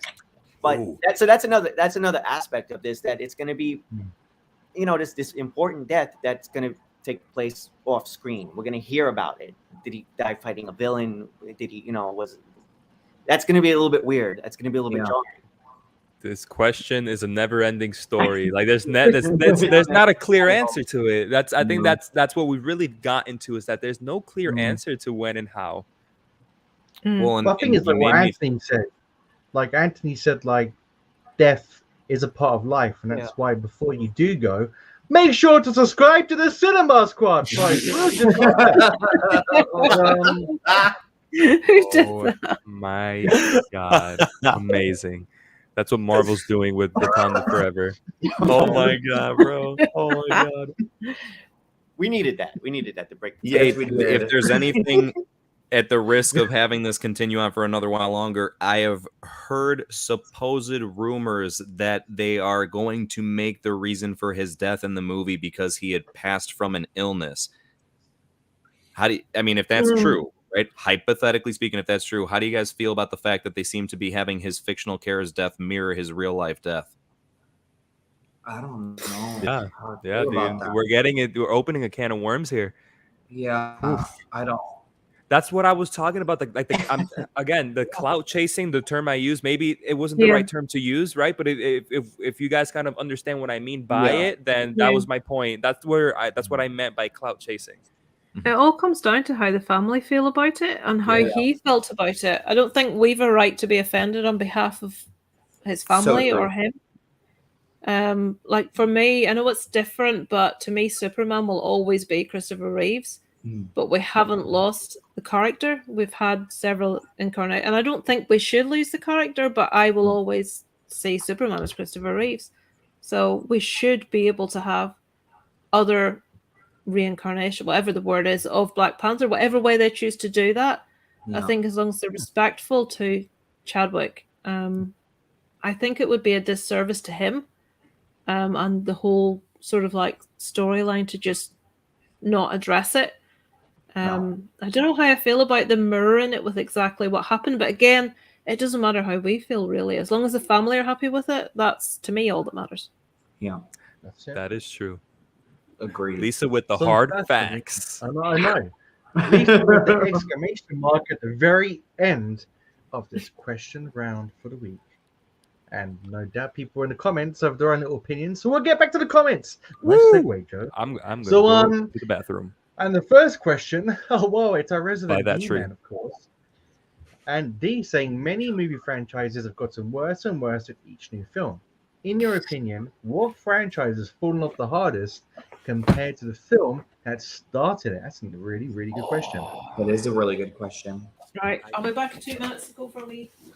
Same here. Exit stage left. Happen to Betsy. What the fuck is happening right now? All right, it's us three. I feel bad. Oh, John, weren't you about to leave in the first place? I feel bad. Yeah, I feel bad now. I literally thought we were. Let's just. All right, everybody. Okay, bye. Break time. I'll wait for one more person to come, and then I'll go. Wait, where's Shawn going? Bathroom. Oh. This is like fucking Scooby Doo, where like someone's coming out of one door and so like going into. Oh yeah. So for the edit or whatever, we could add in some sound effects of like right there. We gotta put that. We gotta put that music. Hey, boys. Hey, he's back. Joe. I'll throw one thing out there. Horror franchises. Child's Play was one that for me really went downhill. I haven't had a chance to check out the new TV show yet, unfortunately. But a lot of horror franchises tend to start going the horror comedy route. And I don't know. I love that first Child's Play movie so much. And they kept, I mean, it's as serious as you can be for a movie that's about a little doll that kills people. But still, it was still meant to be serious, right? And they went more to comedy route. And a lot of people love that. And a lot of people love Bride of Chucky and all these other movies. It's fair enough. So the movies have their fans. Just for me, that wasn't the route to go. They did the same thing with Texas Chainsaw Massacre. The second went the comedy route. So whenever horror franchises go to comedy route, Nightmare on Elm Street, I think sort of Freddy became a lot more lighthearted as time went on. He was still cutting up and stuff. But so there's a lot. I don't know that the movies really became unwatchable per se, but they definitely fell off, at least for me a little bit. So that would be my answer to that. Great question from D Movie Man again. Yes. Shawn, darling, what is your franchise that's fallen off the hardest? I'm gonna piggyback off of Anthony with the horror. And this is a horror franchise that is very close to my heart, and I know it's close to Lisa's heart too. But the Saw movies. That was going to be my answer, yeah. I love the first three, and the third is my favorite, which I know is a very divisive opinion. But then it's like 4 and 5 and 6 and blah blah blah. Like they just keep getting worse and worse. And even like I thought Spiral was gonna save it, and it did not for me at least. But Saw definitely would be my answer for that. Jace, yeah. Face. Oh my. Let's see. I think that it's a bit of an interesting answer because I know it's kind of found a new groove, but when you compare it to the very first one, I think my answer would probably be Fast and Furious. You know, because even though you can't really say it's like fallen off, I get it. It's one of the most successful fucking franchises that's around right now. So right, yeah. But if you showed somebody the first Fast and the Furious movie, and then right afterwards played the newest one, I guarantee you someone would look at you and be like, wow, that's so crazy. They got the same cast to be in these two insanely different movies, right? You know, like because I doubt someone would guess they're part of the same franchise is like kind of what I'm saying, because there's barely any connective tissue of what it originally started as. And I get it. When you look back at the first one, there is a part of you that could probably say, well, how could they really have carried this on with like this underground crime street racing thing? I don't know, but you imagine to fucking do it with whatever the hell like semi-superhero organization secret shit they do now. So you probably would have been able to somehow make it work with the other stuff.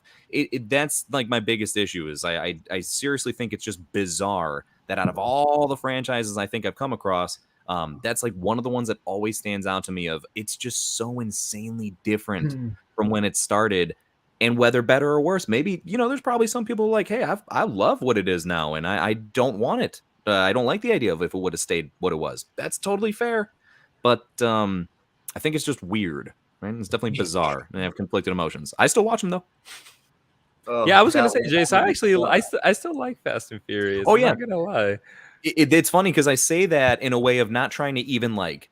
I don't even mean to like shit all over the new movies. They're not like good movies. They're enjoyable, action-packed, whatever movies. But like I said, it's strictly because of the fact that they are so vastly different from where it began. Like again, it's unrecognizable. Have we mentioned how somehow within the course of almost 30 years, we got the absolute heart and soul ripped out of the Jurassic Park franchise? Oh,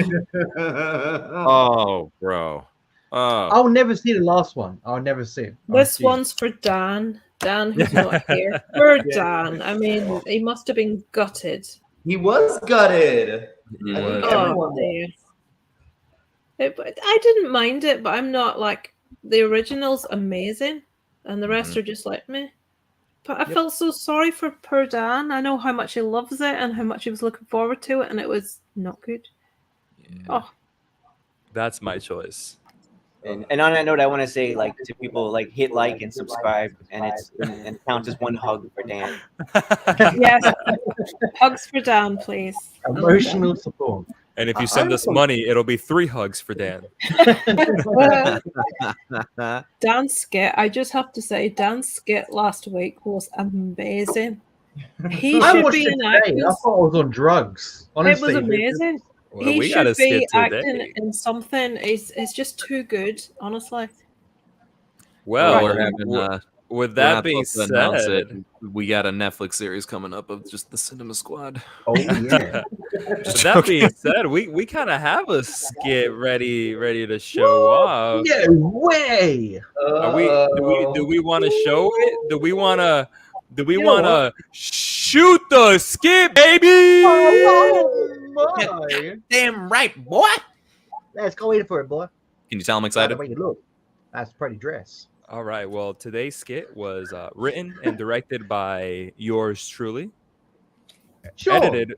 Edited by Mr. Fever of Dreamland Theater, and starring a couple people you may know. And it is a sequel to last week's skit. Are we ready? Are we ready? Yes. Go for it. And then, bam! Morbius gets knocked down out of the sky, brah. We think he's done for. But nah, man. Nah, brah. He gets up like the classic Marvel legend that he is. But standing right across from him, Shrek. Yeah, they're right across from each other, man. Bang, bang, bang. What are you doing in my swamp, bruh? Okay, I'm gonna have to stop you right there. You've been here for a solid half hour trying to pitch this Morbius sequel, and to be quite frank, I have no clue what you're getting at. Shrek? Yeah, man, Shrek. Everyone's favorite ogre adds the much-needed wit and charm that this script was missing, brah. I am just having a very difficult time seeing where his inclusion even fits in the story.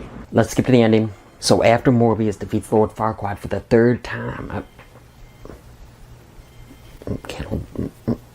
brah, he then proceeds to morb all over everyone. I think we're gonna take this story in another direction. I thought you'd say that, man. That's why I saved the best for last. What does a sequel about a vampire man need more than just some silly old ogre? To never see the light of day? Yes, brah. An A-list actor. Well, Mr. Studio Executive Man, patiently waiting right outside your office. Brah, you ready for this? Brah. Dude, brah, that's my name. Nah, but dude, brah, you're gonna have your mind. My secret weapon. Let me introduce you to Vin Diesel. Hola. Who the hell is that? What are you talking about, brah? That's Vin Diesel, the star of the world-renowned XXX films. So, brah, what do you think now? Now he's about to be cast in his breakout role. Too Fast, Too Morbius. Okay, well, I assume you speak English a lot better than this guy? That's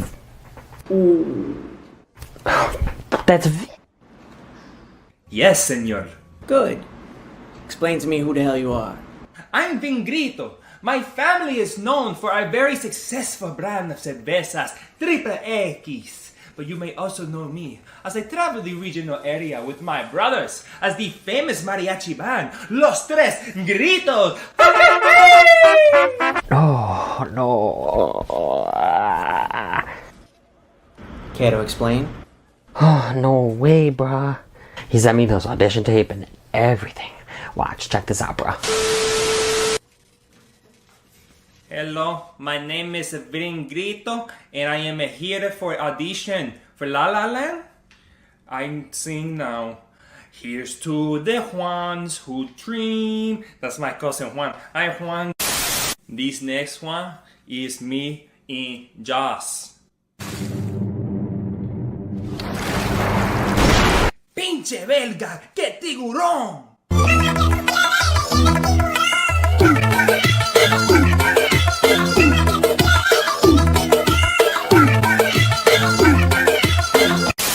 This one is for Juan Bang, my favorite.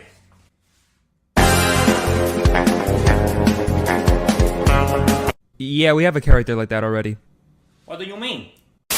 I don't understand, man. Why is he even hiring you, man? I don't know either, Juan. I go on Craigslist, he says he wants a Vin Diesel. I thought it was a typo.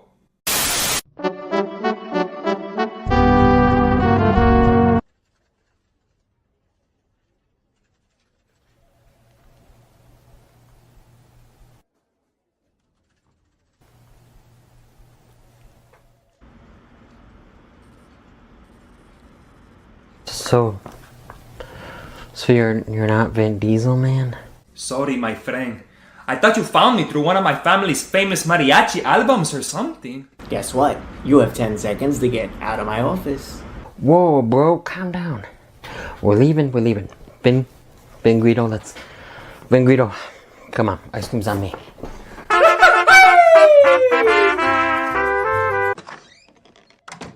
Some people. Tell them they need to reschedule or they get... Who the fuck are you? Oh. I'm guessing this is your office? Yeah, this is my office. Why the hell are you sitting at my desk? Funny story, I came to deliver the pizza earlier, and these two guys came in. Yeah, I'm gonna need you to get the ever-living fuck out of here before I call the cops.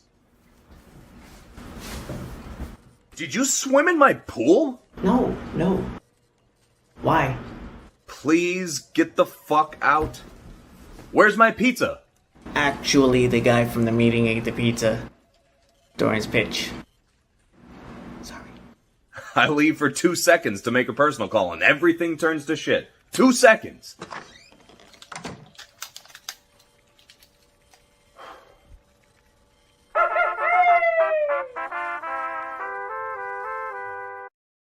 Yeah. That was amazing. I love that. Fantastic. That was the first one hilarious. Anthony's been in. Yes, That's true. I'm not lying to you. I can watch that every week. I had a quick pizza bit with Dan last season. Yeah, he did. I love it. That was amazing. Your face, amazing. I snorted. Honestly, I'm snorting here laughing at it. Brilliant. The bit that got me was John dancing on the shores, mate. Yes. I was dying. Oh, that was priceless. Brilliant. That was really good. That was actually really good. Jealous. Oh my god. Very good. Good work on that, John. That was excellent. It's really funny. funny. Like when you see it all in pieces and stuff, you're looking at it and you're like, this is good. This could work. I hope it works. It better work. But it's like once it all comes together, you're like, oh, thank God it works. Yeah, for sure. I definitely wanted to get Anthony into something because Anthony had that little stint at the very end of the season 1. I think you had a total of 5 seconds of screen time. Yep. And so I remember Anthony had said something to us. He's like, oh, like I'd be interested in like being involved in more skits. I was like, yeah, Anthony, I got you, bro. I got you. It was so good. Back in college, I used to like have acting classes and stuff like that. And I miss that stuff. I don't get a chance to. I didn't think I'd be doing it on YouTube per se, but hey, whatever. Anthony went from 5 seconds to being a lead in his own skit. I love it. It was great. It was really, really funny. It was absolutely twists and turns. Yeah. I love being able to film little parts for it and not know what is on the other end. Though to be fair, I had got a chance to see the whole script, but nonetheless, it's like that's different than seeing it. And yeah, so it's so interesting to see it all finally come together. And holy shit, man! Like I was dying over here.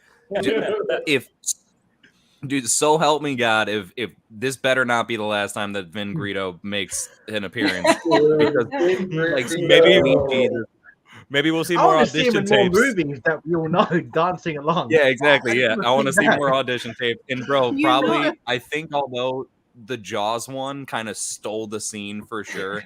One that I actually think was really, really like I love the subtlety of it was the Juan Bond, and then you're like, we already have a character like that. Like, what? I literally clapped. It's like John. It's like you have like multiple. It's like you have multiple personalities that are just kind of like fighting with each other. Oh, I like that idea. Anthony. Do you guys not get to see it until it's all put together? Well, it depends who's editing it, right? Like in most cases, it's John. In this case, I think I this was one of the rare times where I was like, oh, let me give it a shot and stuff. Yeah. And so I saw most of it, but John added in some of the bells and whistles on it. But yeah, most times I don't think we all see it, right? It's usually awesome. So you only get to see the final thing when it's the night. Whenever we do skits, like we go into like an actual we're actually making a movie. We don't just like, oh, we're just gonna do this. All right, send me a video. I write a whole script. Yeah. I think this script was like 5 to 6 pages long. I send it to whoever is gonna be in it. They read it, and then they give me the scenes whenever they can, and then whoever edits it is who sees the whole thing. Oh my god, that's awesome! It must be awesome to get to watch it all come together at the end. Oh yeah. This one's been waiting for I think 2 weeks now to be released. Really? From someone that usually watches, we love them. We absolutely love the skits. Thank you, Lisa. Thank you. Right. Let's get back into the comments, guys. We should go back. I want to hear Lisa's. There's a couple more people that need to answer that franchise one. And actually, I had one question for Lisa too, because you mentioned Christopher Reeves being your favorite Superman, and just to tie into like franchises that fell apart, I was curious, Lisa, if you liked like all 4 Superman movies, because as a kid, I know I loved all of them, but then when you go back and rewatch them, third, they're a bit dodgy, don't they? Yeah. So I was just curious if you feel that way about that franchise. No, to me, even though I've watched the original Superman movies as an adult, and I can see compared to today's standards, they're a bit naff, I still love them because there's so much nostalgia about it. Yeah. But I do realize that like a modern generation needs their own version, so to speak. But it doesn't matter how many people do it. To me, Superman will always be Christopher Reeves. It won't ever change.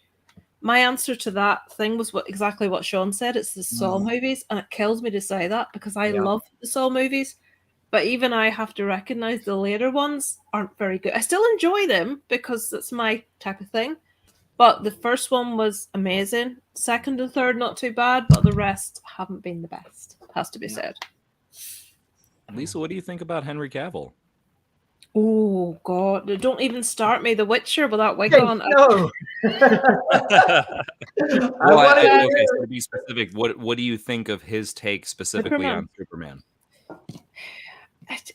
I know it's wrong, but there'll never be another Christopher Reeves to me. He's just because I grew up with him, and like, you know, when you're a kid, you watch a particular thing over and over and over and over again. For me, it was Superman as a child. I just watched it constantly. Just did my parents' head in how many times I wanted to watch it. So although I appreciate Henry Cavill, taking aside the really bad CGI in one of the movies he was in, I just watch it as like it's just a movie. But to me, Superman's always Christopher Reeves. He's okay, but he's no Christopher Reeves. I think what it comes down to is do you guys ever watch them Netflix documentaries, the movies that made us? I've seen some episodes. Yeah, and when you watch those films and you see what actually it took to make those films, I think the films like the old Superman and Batman and films in that genre that was heart, You know what I mean? Like Dirty Dancing, for example, it was a massive team effort. You watch it and you think, but when you watch how films are made and how they're almost that close to not being made and blah, blah, blah, like Die Hard, for example, everyone takes these movies for granted. But nowadays, it's like with like Christopher Reeves. His was made of heart. I think that's what a lot of people love him as Superman. Henry Cavill was great, but I think film was made in a time where budgets were a thing and like special effects and all that. So I understand where this is coming from. I think it's a generational thing as well, isn't it? Like for me, I grew up with Superman as Christopher Reeves, so I don't know, it's probably one of my first massive crushes as a child was Christopher Reeves. So even though I can appreciate other people in the role, I just watch it like any other movie, but I'll always gravitate. Even though, like I say, as an adult, I've rewatched them, and the special effects are terrible. A lot of the dialogue is awful. How dare you? Well, it is, but I still love it because it just takes me right back to being like a kid in single digits. It takes me straight back to the magic of how I felt back then. So, as much as I appreciate other reincarnations of it, to me, it'll always be Christopher Reeves. Yeah, it's like the Goonies. My first man crush was this guy. Oh my! Look at that hair. Look at that hair.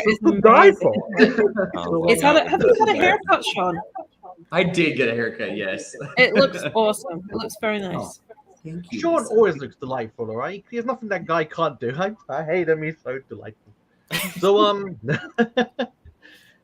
my answer to this one is a quick one. It's just the X-Men movies. It's like just been a weird little. That's you know what I mean. 1 and 2 great. Third one bad. They rebooted it. Good. Then bad. What the hell? Like and they apart from Logan and stuff, take those ones away. But there's, you know what I mean. It could have been great. Pardon? What did you think of the New Mutants? I watched it, and I watched it. So pretty much the same as most people. I like it. That's my answer. My eyes were engaged. They were. They really were. It was a movie. It was things flickered, and I received them through my face. So let me just flick through this. This is how far behind me are. Hi, Jace. No. So here's a question. Quick one. We can all go around this one quick. Should you install Letterboxd if you're a movie reviewer? I'm just hearing about it now. Jace. It's so useful. It's like if you want to know, right? I'll tell you my main reason for having Letterboxd. My memory's so terrible. I will sit and watch half of a movie that I've already seen before I realize I've seen it before, because I watch so many movies. So I just need to check Letterboxd and see if I've rated it so I've seen it before. But it's awesome because you can like see your favorite movies in the year, your worst. When people ask you, it's awesome. I love it. Yes, you don't even have to review movies because I don't review movies on Letterboxd. No, it's a great place to stay organized with your film watching. A great place to make lists. I love making ranking lists, and it's a great place to do that.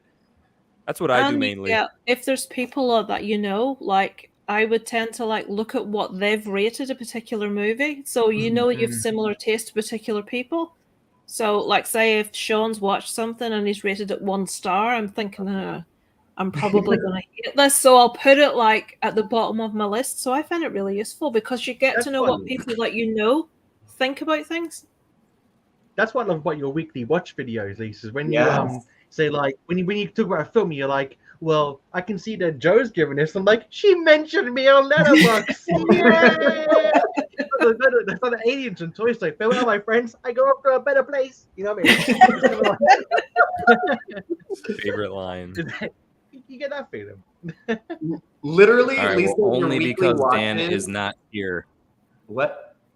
Wow. Oh, I know. Only because Dan's not here. Welcome, Dan. I miss Dan. I love Dan. What were you gonna say, Shawnee Poo? I was just gonna say I miss Lisa's weekly watches so much. Like that is the only way I could get through Mondays was because I knew Lisa was gonna have a video up on Monday. It's back. I've done my first one ever. I try not to waffle. I watch too much crap. It has to be said. Okay, every time you say that you're like, oh, like I'm talking too much. I'm like, no, Lisa, keep going. They're great. I love Lisa's videos. Her weekly watches, love it. Can we just talk about like a lot of people always talk about the evolution of, like, for example, like Darth Vader as a character. Like, can we talk about the evolution of Anthony from Fever Dreamland Theater, of like never seeing his face, and then now he's in a skit, and now people are sick of me. Yeah, that's I'm gonna see his face on the bus in London one day, like Fever Dream, but never. Yeah. You need to do, Anthony. You did like a couple of videos with DeRay about The Shining and Dr. Sleep. Yeah. I'd love to see you do more of those. Oh, Like, definitely, absolutely. I love nothing more, and maybe I'm a nosy person, but I love nothing more than getting like an insight into a person, how they are, rather than just, and you really get a look when people are talking or having a chat, or you get a little window. That's why I love these streams.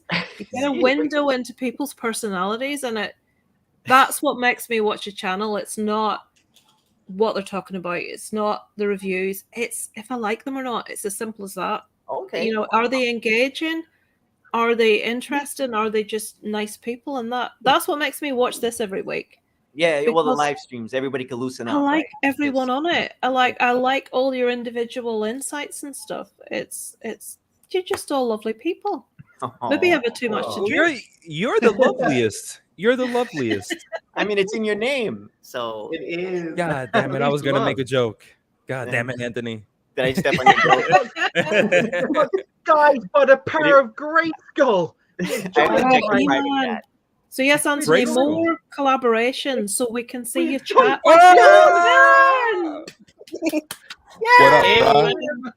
What up, bruh? Yeah, bruh. We just watched your skit. It was awesome. As always. I haven't actually seen it yet. It's hilarious. It's really, you really need funny. to get Dan. You need to be acting in some shit or something because brilliant. Loved it. You know what's funny about our skit, Dan? How John Bond and Dan Wick are enemies, but Dude Bruh and Vin Grito are friends. Yes. Yeah, that's funny. I can't wait to watch it though. Like I haven't seen anything. We gotta make Vin Grito stuff. Maybe we gotta film our little ice cream date. Yeah. Oh my. Maybe. Because that's where they're going, right? To get ice cream? Oh yeah. Yeah. Oh, that's right. Yeah. Make it a trilogy. I just want to ask one thing, guys. Going back to the comments, I forgot who said this because my brother's just messaged saying "big black chocolate bar." That was me talking about the comment about someone had a big black something or other starting with a C. Yes. Yep, that's what that He was. missed a whole bunch of stuff before he joined us. Yeah. Chance would be a fine thing. Is that your brother? It is. It is. Hello, Tom. Tom, I'm meeting Tom in September. He is. Yeah, I'm meeting him. Yeah. He's going to Disney for 3 weeks. He's going to stay in one of the hotels. Right. Is he going to be there the same time that we are? Yes, he is. What? Okay. Oh my God. We're all going to meet your brother, Joe, and we're not meeting you. He's basically like me if you ordered him from Wish. Okay? So you're absolutely fine. Oh no. Lisa, some of the cinema squad's coming to Orlando September. We're all meeting for the first time. Oh my goodness. Joe, you know that thing you said earlier about wanting to have a really small, intimate wedding? No. Yes. You need to invite the whole cinema squad to it and I'll crash it. That's what you need. Oh my Just have the 6 boys and Lisa loves. With D Movie Man as the giving the vows. One thing though, you need to decide right now who's the best man. Go. It's gonna have to be 3, 2, 1, go. Brad. Who's Brad? Brad. Well, he's here. He's right there. Brad Carrero.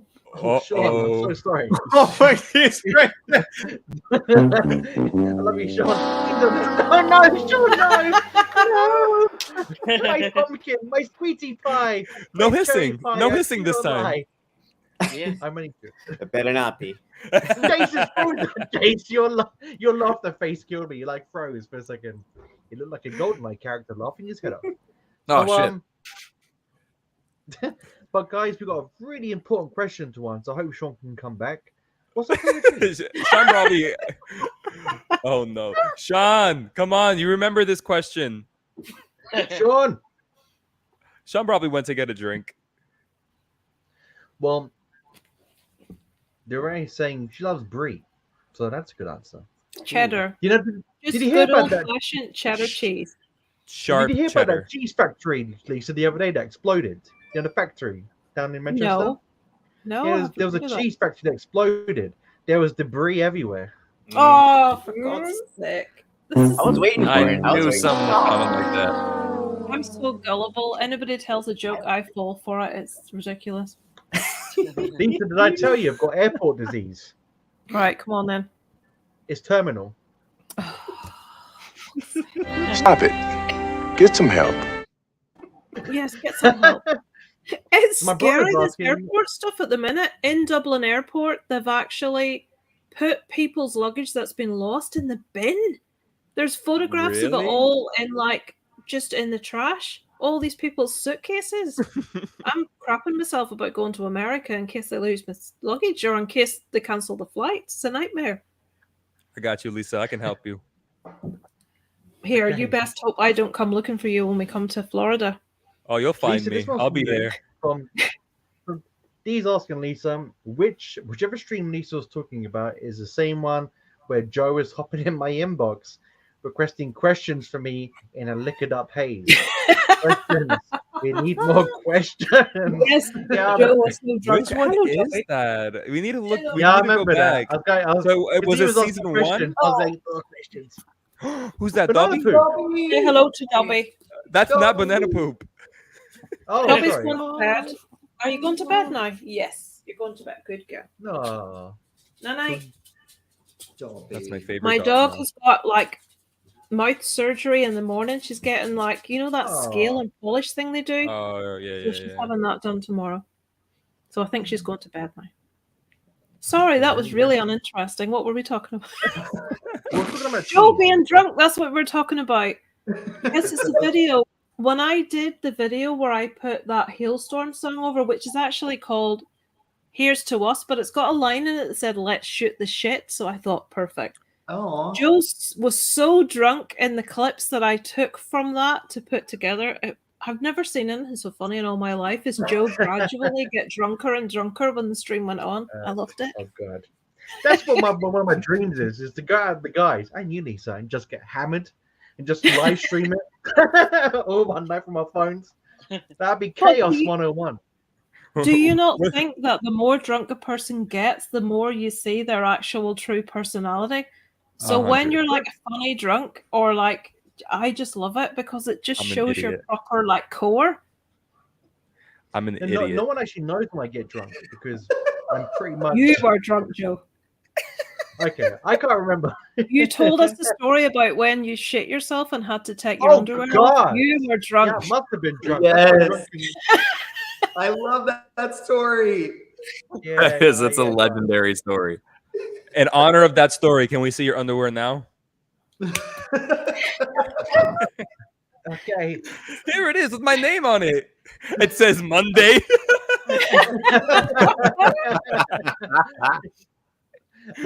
We love Joe. Joe's awesome. Yes, we do. Thank you. The best. We've got a question for us guys from my brother. He's Ooh. asking, what film do you wish they never made a sequel for? The Shining. Right, there we go. My goes over. Oh, Whoa, Lisa, that's a big Oh. one. that's a big one. Doctor Sleep. Why Are you like- saying Doctor Sleep? I liked Doctor Sleep, don't get me wrong. I enjoyed it, but The Shining is such a I don't know, it's my top like 3 movies ever made. And while I liked the like the mystery of it all, and I feel when they did Doctor Sleep they explained so much and they went into so much detail, a lot of the mystery was lost. I think it's because it's one of my all-time favorite movies. I would just rather they hadn't have ever done another one. Lisa, I like Doctor Sleep more than The Shining. Oh no! Yeah, but Dan, you're a young person. I'm old, so like, Oh, I'm Lisa. that generation. Yeah. What? When I read, Oh! I think I'm older than all of you, so yeah, I like the old one. Isn't Joe like 50? Hey, What? I'm 49. All right. Before you start throwing around accusations, my knees, on the other hand, my knees are about 70 years old. Anthony's waiting. Oh, I have nothing to say. I'm in my 20s, so I have nothing to say. That's right. Hell yeah. That's what my bathroom scales are saying these days. Multiples of 20. Yeah, no, disco definitely wasn't in when I was born. Sure. Or was it the Charleston?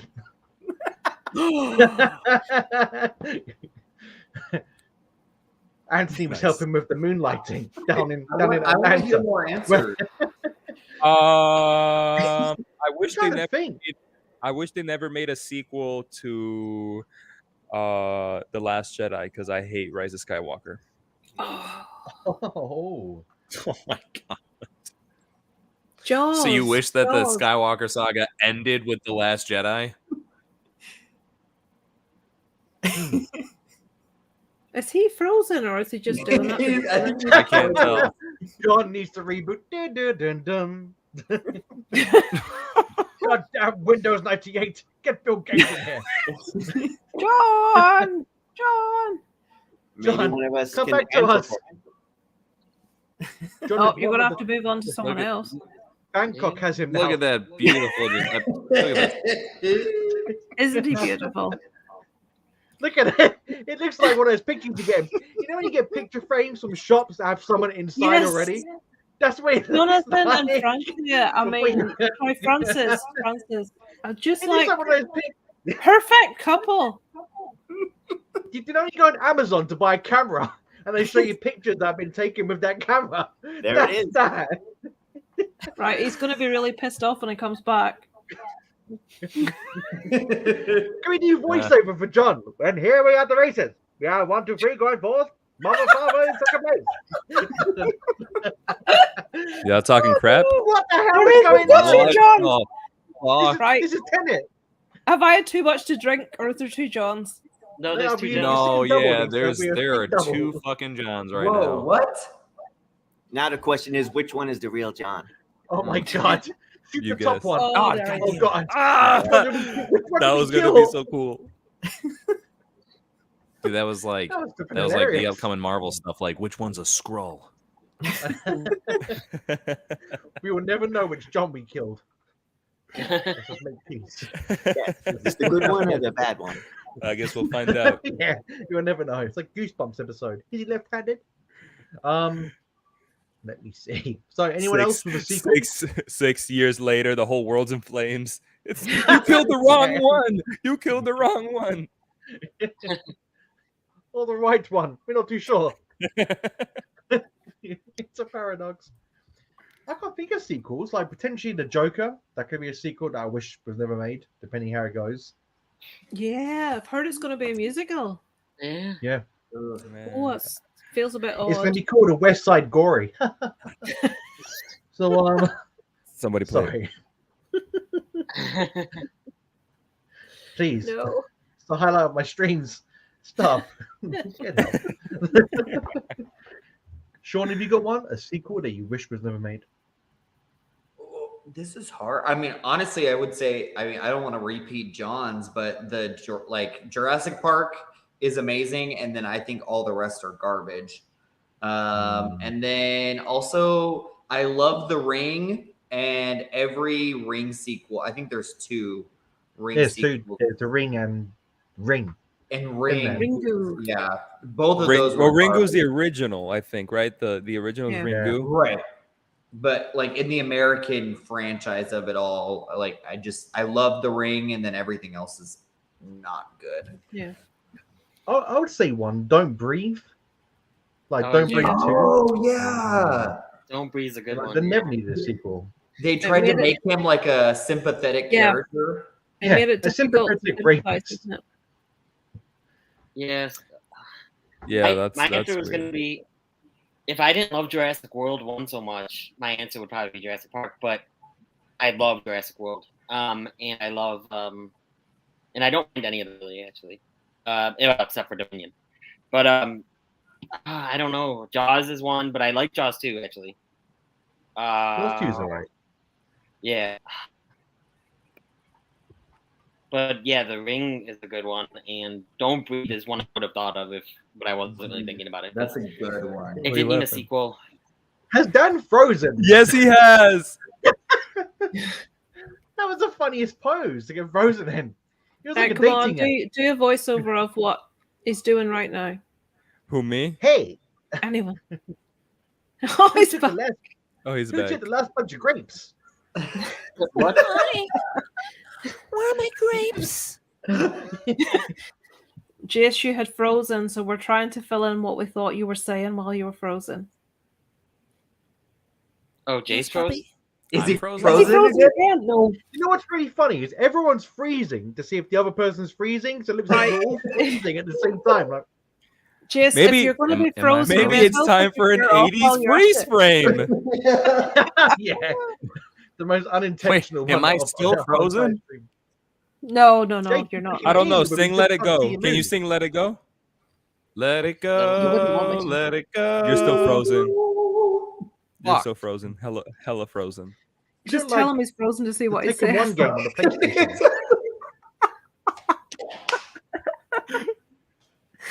My that would be answer so is funny. The Matrix. If that's Private coming, Tuesday, my very answer clearly. is Ooh, The good Matrix. answer. Oh. Yeah. Oh. I have one. John, you're not going to like it. Toy Story 3 did not need a... Oh my god! He said the wrong one. You said the wrong one. No, Toy Story 3 did not need a sequel, so Toy Story 4. Oh, got you. Oh, got that's you. okay. I thought you said Toy Story 3. No. Man, that moved me to tears. That did. I had to leave the room for fear of embarrassment at my sobbing when the toys were given away. Oh, And I was so sweaty during that scene. The palms are sweating. Which Knees kind of weak, leads us arms were to heavy. Cars doesn't need... it Cars leads us to Dean's question, actually, what we just mentioned there about the sequels. Dean's asking us, what's one of the best and one of the worst prequels you've ever seen? Kind of fitting. What? Oh, like a third movie. The Rise of Yeah. Skywalker? No, like prequels, like 3 movies to get like what's the word, like a trilogy, like the worst. No, trilogy, I think he meant what's the worst third movie in a trilogy. Yeah, because Oh, sequel and prequel, yeah. Rise Okay, of okay. Skywalker. Oh, Rise I've of got mine. Skywalker. Alien 3. Yeah, that's a good one. Yeah. There was a Jaws 3D too. That was a rough one to get through. And Terminator 3. Yeah. Halloween 3 Season of the Witch. Oh, see, I love that one. That's a I cult love it. classic. It's a cult classic. I fucking hate that movie. You hate that movie. I mean, That I've movie never hates given you. it How a do you fair feel? chance. Wait, what happened? That movie hates you. How do you feel? Oh, I could not fucking care less. Wait, what movie did? The Halloween You 3, could? the Season of the Witch. You said you could care less. No, I said could not care less. There we go. Return of Grammatically the correct. King. Jurassic World Dominion's the worst of the... Return of the King. And Jurassic Park 3. I'm only joking. No, I'm joking. No. I want to. Dan, I'm when's your looking through Dominion review prequels and coming? they're all terrible. I don't know, probably 65. Godfather Part 3 as well. That was And really Jurassic, good. the first Jurassic Park trilogy, Part 3. You know, Yeah, RoboCop. probably. The third RoboCop movie was pretty bad too. That was awful. Yeah, you're that was right. one. Yeah. Awful. What Toy Story about Indiana Jones and the Last Crusade? That was good. I love That was it. Yeah, a good that's one. a good one. Yeah. But yeah. Kingdom of the Crystal Skull. Oh, Yeah. I've never seen That's that, and I never will. That's a really bad movie. It's not the worst of the indie films. It's the worst out of any film. Wait, so what do you think is the worst of the indie films then? No. No, You that mean was in not what I'm general, trying to like say. it's Yeah, one in of the general. worst. The one with Okay, Sean okay. Connery in whatever one that was. That was Last Crusade. I love that film. The one, what's the one where they step out on the stones over like an area that looks like there's nothing there, and they have to trust it and walk That's the across? Last Yeah, third Crusade. one. Yeah. No, You don't so like I The don't Last that Crusade? one. What? Yeah, that's what the, Lisa the with trials, Dr. isn't it? Sleep and now this? I I'm know. sorry. Yeah, I know. Okay. Is that? I thought that was the Crystal Skull or something. The one with Sean That's Connery awful. in was that's that with one. what's his face in Transformers? I forget his name now. Shia LaBeouf. That's it. Megan Fox. Megan Fox. Yes, doesn't even like to do that. Not a fan of Lisa, Megan Fox, Lisa? No, she's beautiful. It's like any man that ever talks about Megan Fox, it's like Megan Fox, and we know exactly what he means. Her acting skills. Oh yeah. Well, I don't know. I've only ever seen her in that one with a woman's name where she dies, and I can't remember what it is. Jennifer's Body. That's it. Thank you. That's the only thing. That and Transformers is the only things I think I've seen her in. What's the one where she's handcuffed to the dead dude? Jennifer's Body. Till Death. Is that it? Till Death. Till Death. Oh, I've seen that. I've seen that. Jennifer's Body was the vampire film, wasn't it? Till Death. Isn't that the one with Bruce Willis? That Die Hard. No. Wasn't she was she in the Ninja Turtle movies? They rebooted it. Wasn't she in those as well? Mm-hmm. Yeah. Oh yeah. Ninjas and turtles. She was What April else? O'Neil. Shawn. Hey Jace, look who's in the chat here, my friend. Hey, Nassim. hey, Can I just say say that Nassim? Oh, Golo, what's up? Brother. Golo, what's up? What was Elisa? And Rainbow Fries. Anthony! Anthony, wow. Oh yeah. Boy. Talking among yourselves, and we'll see if there's another. One day we're gonna have to play Anthony's application to the Cinema Squad on here. The Saw video, you remember? Yeah. Oh, Yes. Do you still have it? I don't know. I gotta check. sure I gotta it's check. Yeah. It's not gonna make any sense because it's completely out of context. But what the hell? And we don't care about making sense around here, you know. Yeah. The Hey, less Anthony, sense, the better. I just think about it because Anthony sent it to us just because he wanted to have some fun with it, and then we just put him into the Cinema Squad. He probably was like, "I kind of don't want to be in this group, guys. I just sent you that for fun." No. Hey guys, we got another question from the D-Man coming our way. Ooh. D is asking us, as binge watching is the new wave, are there any shows that have benefited from a weaker release despite the frustration of waiting? For me, Little Fires Everywhere was perfect as a weekly release. So what shows benefited from a weekly release? I'm sure there's a crystal clear answer here, guys, but I'm going to give a very vague one. I don't think any show or most shows will benefit from the binge watching formula. I think all shows would benefit with the weekly release. Mm-hmm. I really do. There's a lot of examples here. I think just think of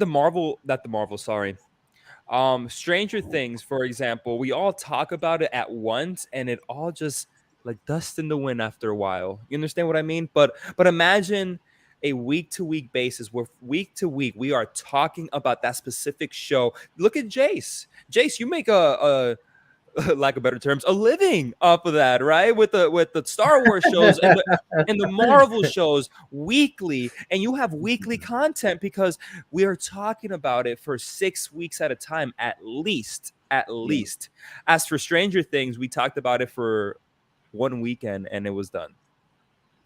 Well, and then it's like you have to wait 2 years for the next season, and after they've dropped it all at once, so it's like you get like 1 weekend of like, yeah, Stranger Things, and then you wait for 2 years for the next. That's it. You know, it's 100% right. I don't like that. I think as well that a lot of like, for example, I used to watch Smallville back in the day, and that was week by week, and I can remember pretty much every episode because it was really released every week. You absorb each episode that you can recall it. So then you binge watch it because you've watched it week by week. So you kind of remember, like, it's like films. Like you remember all the films, you watch them again because you remember how good they were.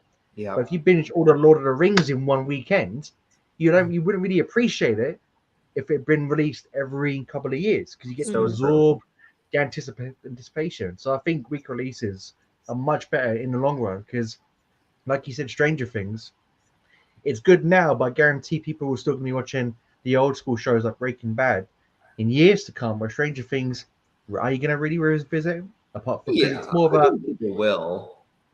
I don't know, but it's a good point. Thank you, Shawn. Yous have changed my mind again on something. I was going to say no because I'm way too impatient.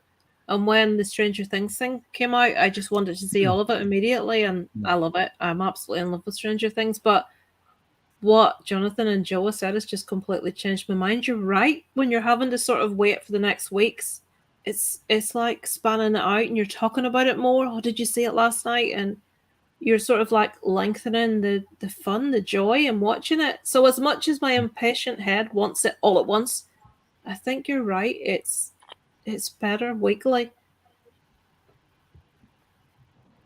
Who else wants to get involved in this question? Just jump in whenever you want. Jace. Yeah, I think anyone but Jace. Anyone but Jace. No.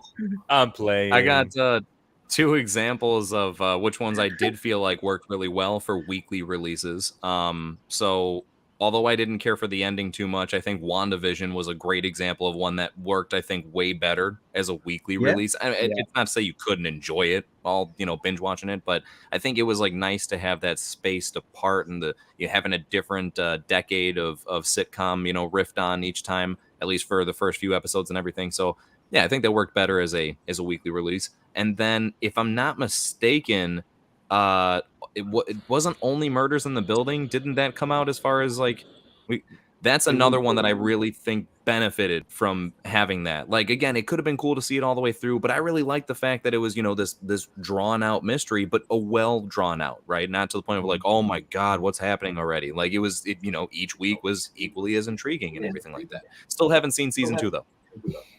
It's really great. I think when it's something that follows on, that's when I get impatient. But if it's something like what Anthony been here, like Twilight Zone or something like that, where it's a different story every week, I much prefer it spaced out. Yeah. But if it's like a continuous story, I'm really greedy. I want it all at once. I don't want to wait. Yeah, there are some occasions, right, where like if I had access to the next episode, I would be watching it right away. Mm-hmm. But yeah, and you don't get that choice. I don't know. Did who started? Was it Netflix that started just dumping whole seasons on, and that sort of created that whole thing? Because years back, if you just watched TV, there was no such thing. Like unless you bought a DVD box set, you just watched it like one episode after the other. But you had to wait a week. That's just how it was. And I think with if it's like a slightly older generation, we're kind of used to just waiting around a week. But we got a little spoiled with just being able to get access to like everything all at once. Nice. Some absolutely fantastic answers there, guys. Let's try and blitz through the comments. Use some quick fire round comments. Maybe one of us answers at a time. See what's going on. But D Mover Man is giving Shawn a compliment. In honor of Shawn's ever-evolving hairstyles, name some interesting styles of hair colors you've had in the past or considering in the future. Would be interesting seeing some of you as gingers. Now, I'll just go first really quick. When I was 17, everyone was getting like tips done. Remember Lisa back in the day? Yeah. And I wanted to get it done. So I got pitch black hair and I wanted like gold tips, but he made me look like Buzz from Home Alone. And I got it done right just before school. So I had to go to school with essentially ginger hair. I look like a Duracell battery when I walked into work. I love ginger hair. I had ginger hair for a while. I dyed mine ginger. I can see you with ginger hair, Lisa. When Titanic came out, Kate Winslet, I was like, oh my God, I'm in love with this woman. And I had ginger hair for about 2 years. Oh, whoa. I can see that. I had frosted tips in the 5th grade. Hell yeah. Me too. Damn. The same thing in 5th grade. Same thing. Oh my God. We should be friends or something. I don't know. Like, what do you think? That's like do a live stream together. But Shawn rocks the hair though. Let's be honest. Like he can rock anything, Shawn. Even my brother says so. Shawn rocks a hairstyle like Sinatra rocks a suit. Very cool. I'm curious about Anthony. I feel like Anthony was rocking a ponytail in his 20s. Oh God, no. I had a mullet going. No. What? God. When I was super young, I did like a spike hair thing, but that's about as far as I go with hairstyle. Other than that, it's just this looking thing that I have going. Did he freeze? He froze it. Bro, let it go. Let it go. Give me a screenshot every time someone's frozen and make it into like a little compilation, like frozen faces. Put their head on Elsa's body. I love it, Anthony. I can imagine you look like a Jeff Hardy. Jeff Hardy looked back in the day. Joe, you look like you have what's it called? That Muslim men wear? A skull cap.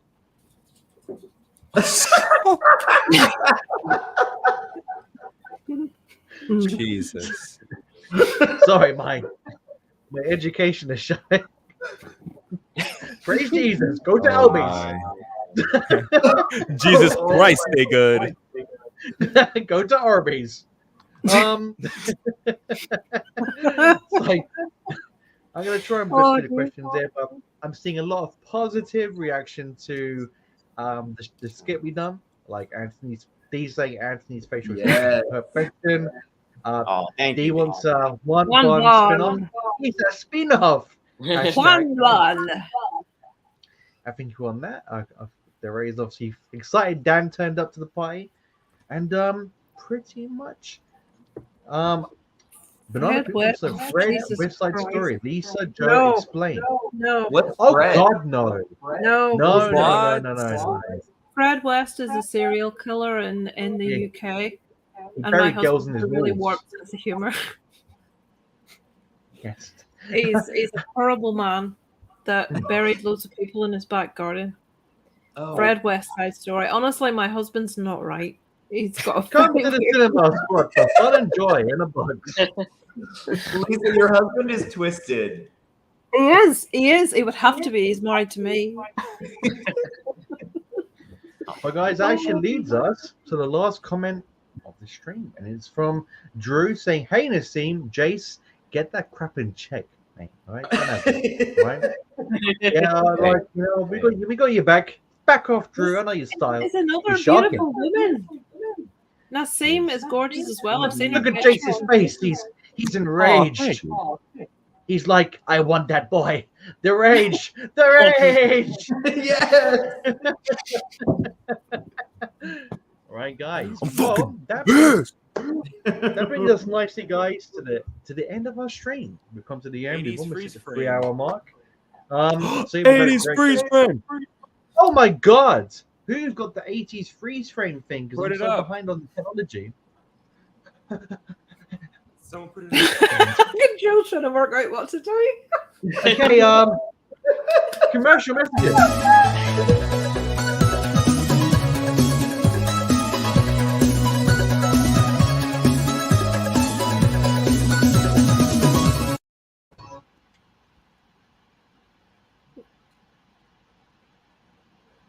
Sup? That was great. What is that? Oh, Jesus Christ. Here? I'm joking. What is that? Who is that man? Don't try to guess. Don't try to guess. Who is it? Oh, is that porn star guy? Oh, He's gone. way You to go. can't do that on us and just He go. left us. What? What the fuck, John? Is John actually gone? Is that actually how he's leaving us? Yeah, bro. That's Probably, yeah. Wait, but really, who was that? Oh, I It's think so it was random. porn star. Look at Jace Joe's was- curl. Jace was a porn star? No. Lisa, are you over Larkin is Christmas alive and Eve yet? with us. Look at Joe. He's back in the room. Senor Juan Bond. What's up? John, get it. What Explain was yourself. that, Jace? Or Jonathan? Huh? What was that, man? Who was that? That's my favorite actor. Who is it? Am I just really stupid? Do I don't realize what's happening? Don't ask. Ignore them. He's an award-winning actor. He is. He Yeah. is. He gives Oscars Lisa, to let's just say everyone. you're gonna find hours of his content once you find out who he is. Who is it? Lisa, you don't need to know. Trust me. Is he a porn actor or something? Yeah, he is. He is. All right. Okay. Yeah. Okay. Oh, I don't think I need to say that. He's Lisa, become. I do apologize for the filth you're being exposed to. What filth? It's just a doctor. No mint sauce for you this weekend. Okay, guys. we're going to go through one by one, starting with our beautiful Lisa, who's going to tell her about herself, her channel, and what she's all about. Shazam! Oh no, you don't want to be watching that. It's rubbish. Right, once a week, what I watched, go through what I've watched in the last week. Look at Joe laughing at me. I'm trying to get into not laughing. To more like movies based on true stories, but hopefully we'll get back to that when I get a chance. So you just get to ramble from me once a week about what I've watched in the last week. So subscribe if that interests you. Yeah. Congratulations, Lisa 2K, baby. Yeah. Lisa 2K. Woo! And our resident DJ himself, Jace at the races. Tell us more about yourself, my friend, and where we can find you. Wait, we're doing this. Hold on. Me know how to do technology, essay. I got you covered, Joe. You say it and I'll do it. Okay, thanks, buddy. All right. Thank you for watching this entire thing. If you're here, right, we appreciate you being here. Thank you so much, Lisa, for coming back. We genuinely appreciate as far as any good company, and you are absolutely some of the greatest company. So thank you for popping on by and hanging out with us once again. Anybody that, if you haven't subscribed to the Cinema Squad channel already, please, we would greatly appreciate if you do so. I mean, you're already here, so it's like a quick click, and then you probably don't even realize you did it, and the next thing you know, it's already done. And thank you.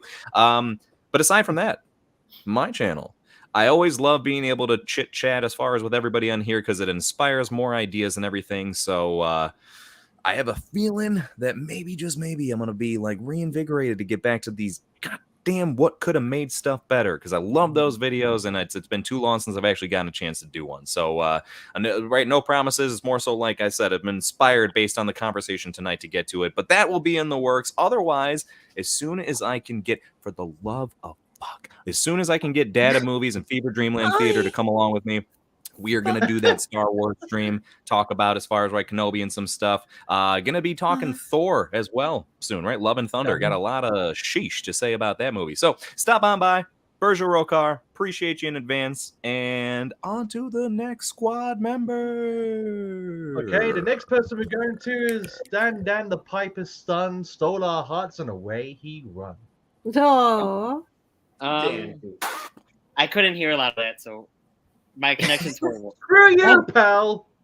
Dan.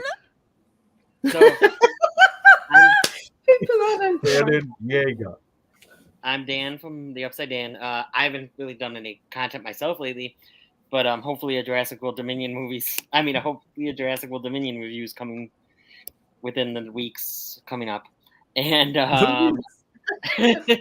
yeah, because I'm not promising anything right now.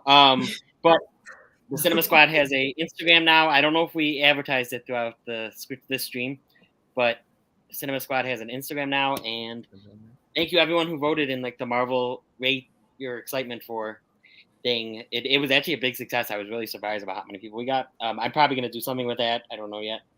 But yeah, just subscribe to the Instagram, subscribe to this channel if you have not already. And that is all. Good night. Perfection. Brutality. Dan killed. And going on to our prosperous, beautiful human being with the blonde hair, Shawn from Lost in the Real. Tell us more about yourself, where we can find you, and what you're all about. First of all, Lisa, I love you. I'm so happy you got to be on with us today. I wish I got to spend some time with you. Yeah, follow me on Lost in the Real. I am 2 subscribers away from 4,000. Oh my God. Yeah, so if you can be if there's 2 people that are not subscribed to me in the chat, subscribe to me so I can hit that. But I just talk about movies, hidden gems, lots of TV shows. I just reviewed The Resort, which was great. If you haven't heard of it, check out my review for it. And also subscribe to the Cinema Squad. We love you guys. Perfection, my friend. I'll see you next door. You're perfection. 1-on-1. Keys under the mat as always. John, your turn, my beautiful friend. Oh my. John, tell us about yourself. My. Oh my. Wait, What's who is happening doing right that? now? Who's on the water of dolphins? Sounds like a whale. Well, they're having a whale of a time. Too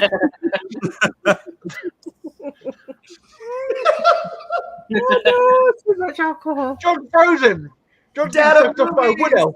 No, I'm not I'm a new frozen. father and I'm fucking It knackered. looks like you're being given a hand job by a wood elf, John. Ladies and gentlemen, my name is Jonathan. I'm a man of movies. And I don't really, I haven't really been on the YouTubes as of late, you know, other than the Cinema Squad with my homies. Y'all feel me? Yeah, boy. That's it.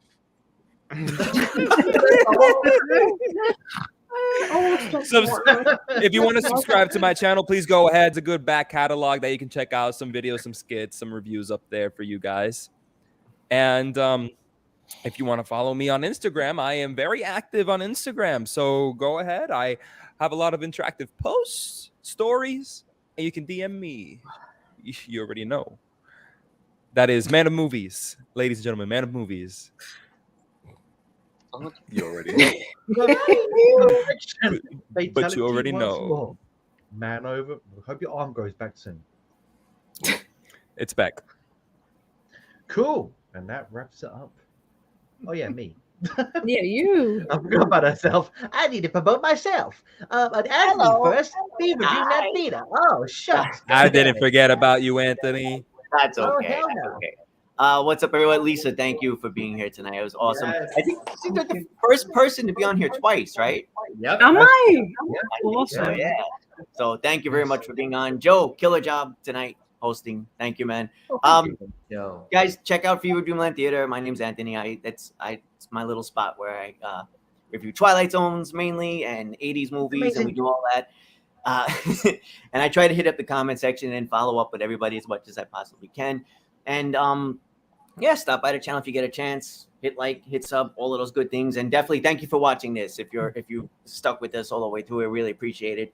And that's it. That's all I have to say for now. But thank you. What a lovely man. From New Well, York. before I say anything about me, I need someone to do the outro because I've forgotten how to do it. But apart from that, before going to that, make sure to subscribe to my 5 bros and my sister from another mister, because all great channels, all great people, great content, kill it out of the park, should be on tens of thousands of subscribers. I mean, we'll get there with this channel, so make sure you subscribe to the Cinema Squad, where we have our usual skits uploaded, we have our weekly streams, and other little goodies coming down the line. Myself, I'm Joe from GeekyHiJynx Reviews. Been on a little hiatus since February, March time. Back next week. My first video is a hidden gem where I talk about Severance. A TV show I love, I want to talk about. So I'll be back from next week. Won't be going anywhere soon. So GeekyHiJynx Reviews. And again, make sure you subscribe to all my dudes here on the right, and my sister from my mister, because great channels. I hope you had a great time tonight. And that's all from me. So I hope to speak to you soon. See you next week. Yay! Cheesy wave, everyone! Hey! Thank you, Lisa. Ow! Look at Jonathan's face. Woo. What are you doing? God. You said, woo! It's a big rainbow Your wave. hand's broken. Oh no! It's like, who's Thank you, laughing Lisa. now?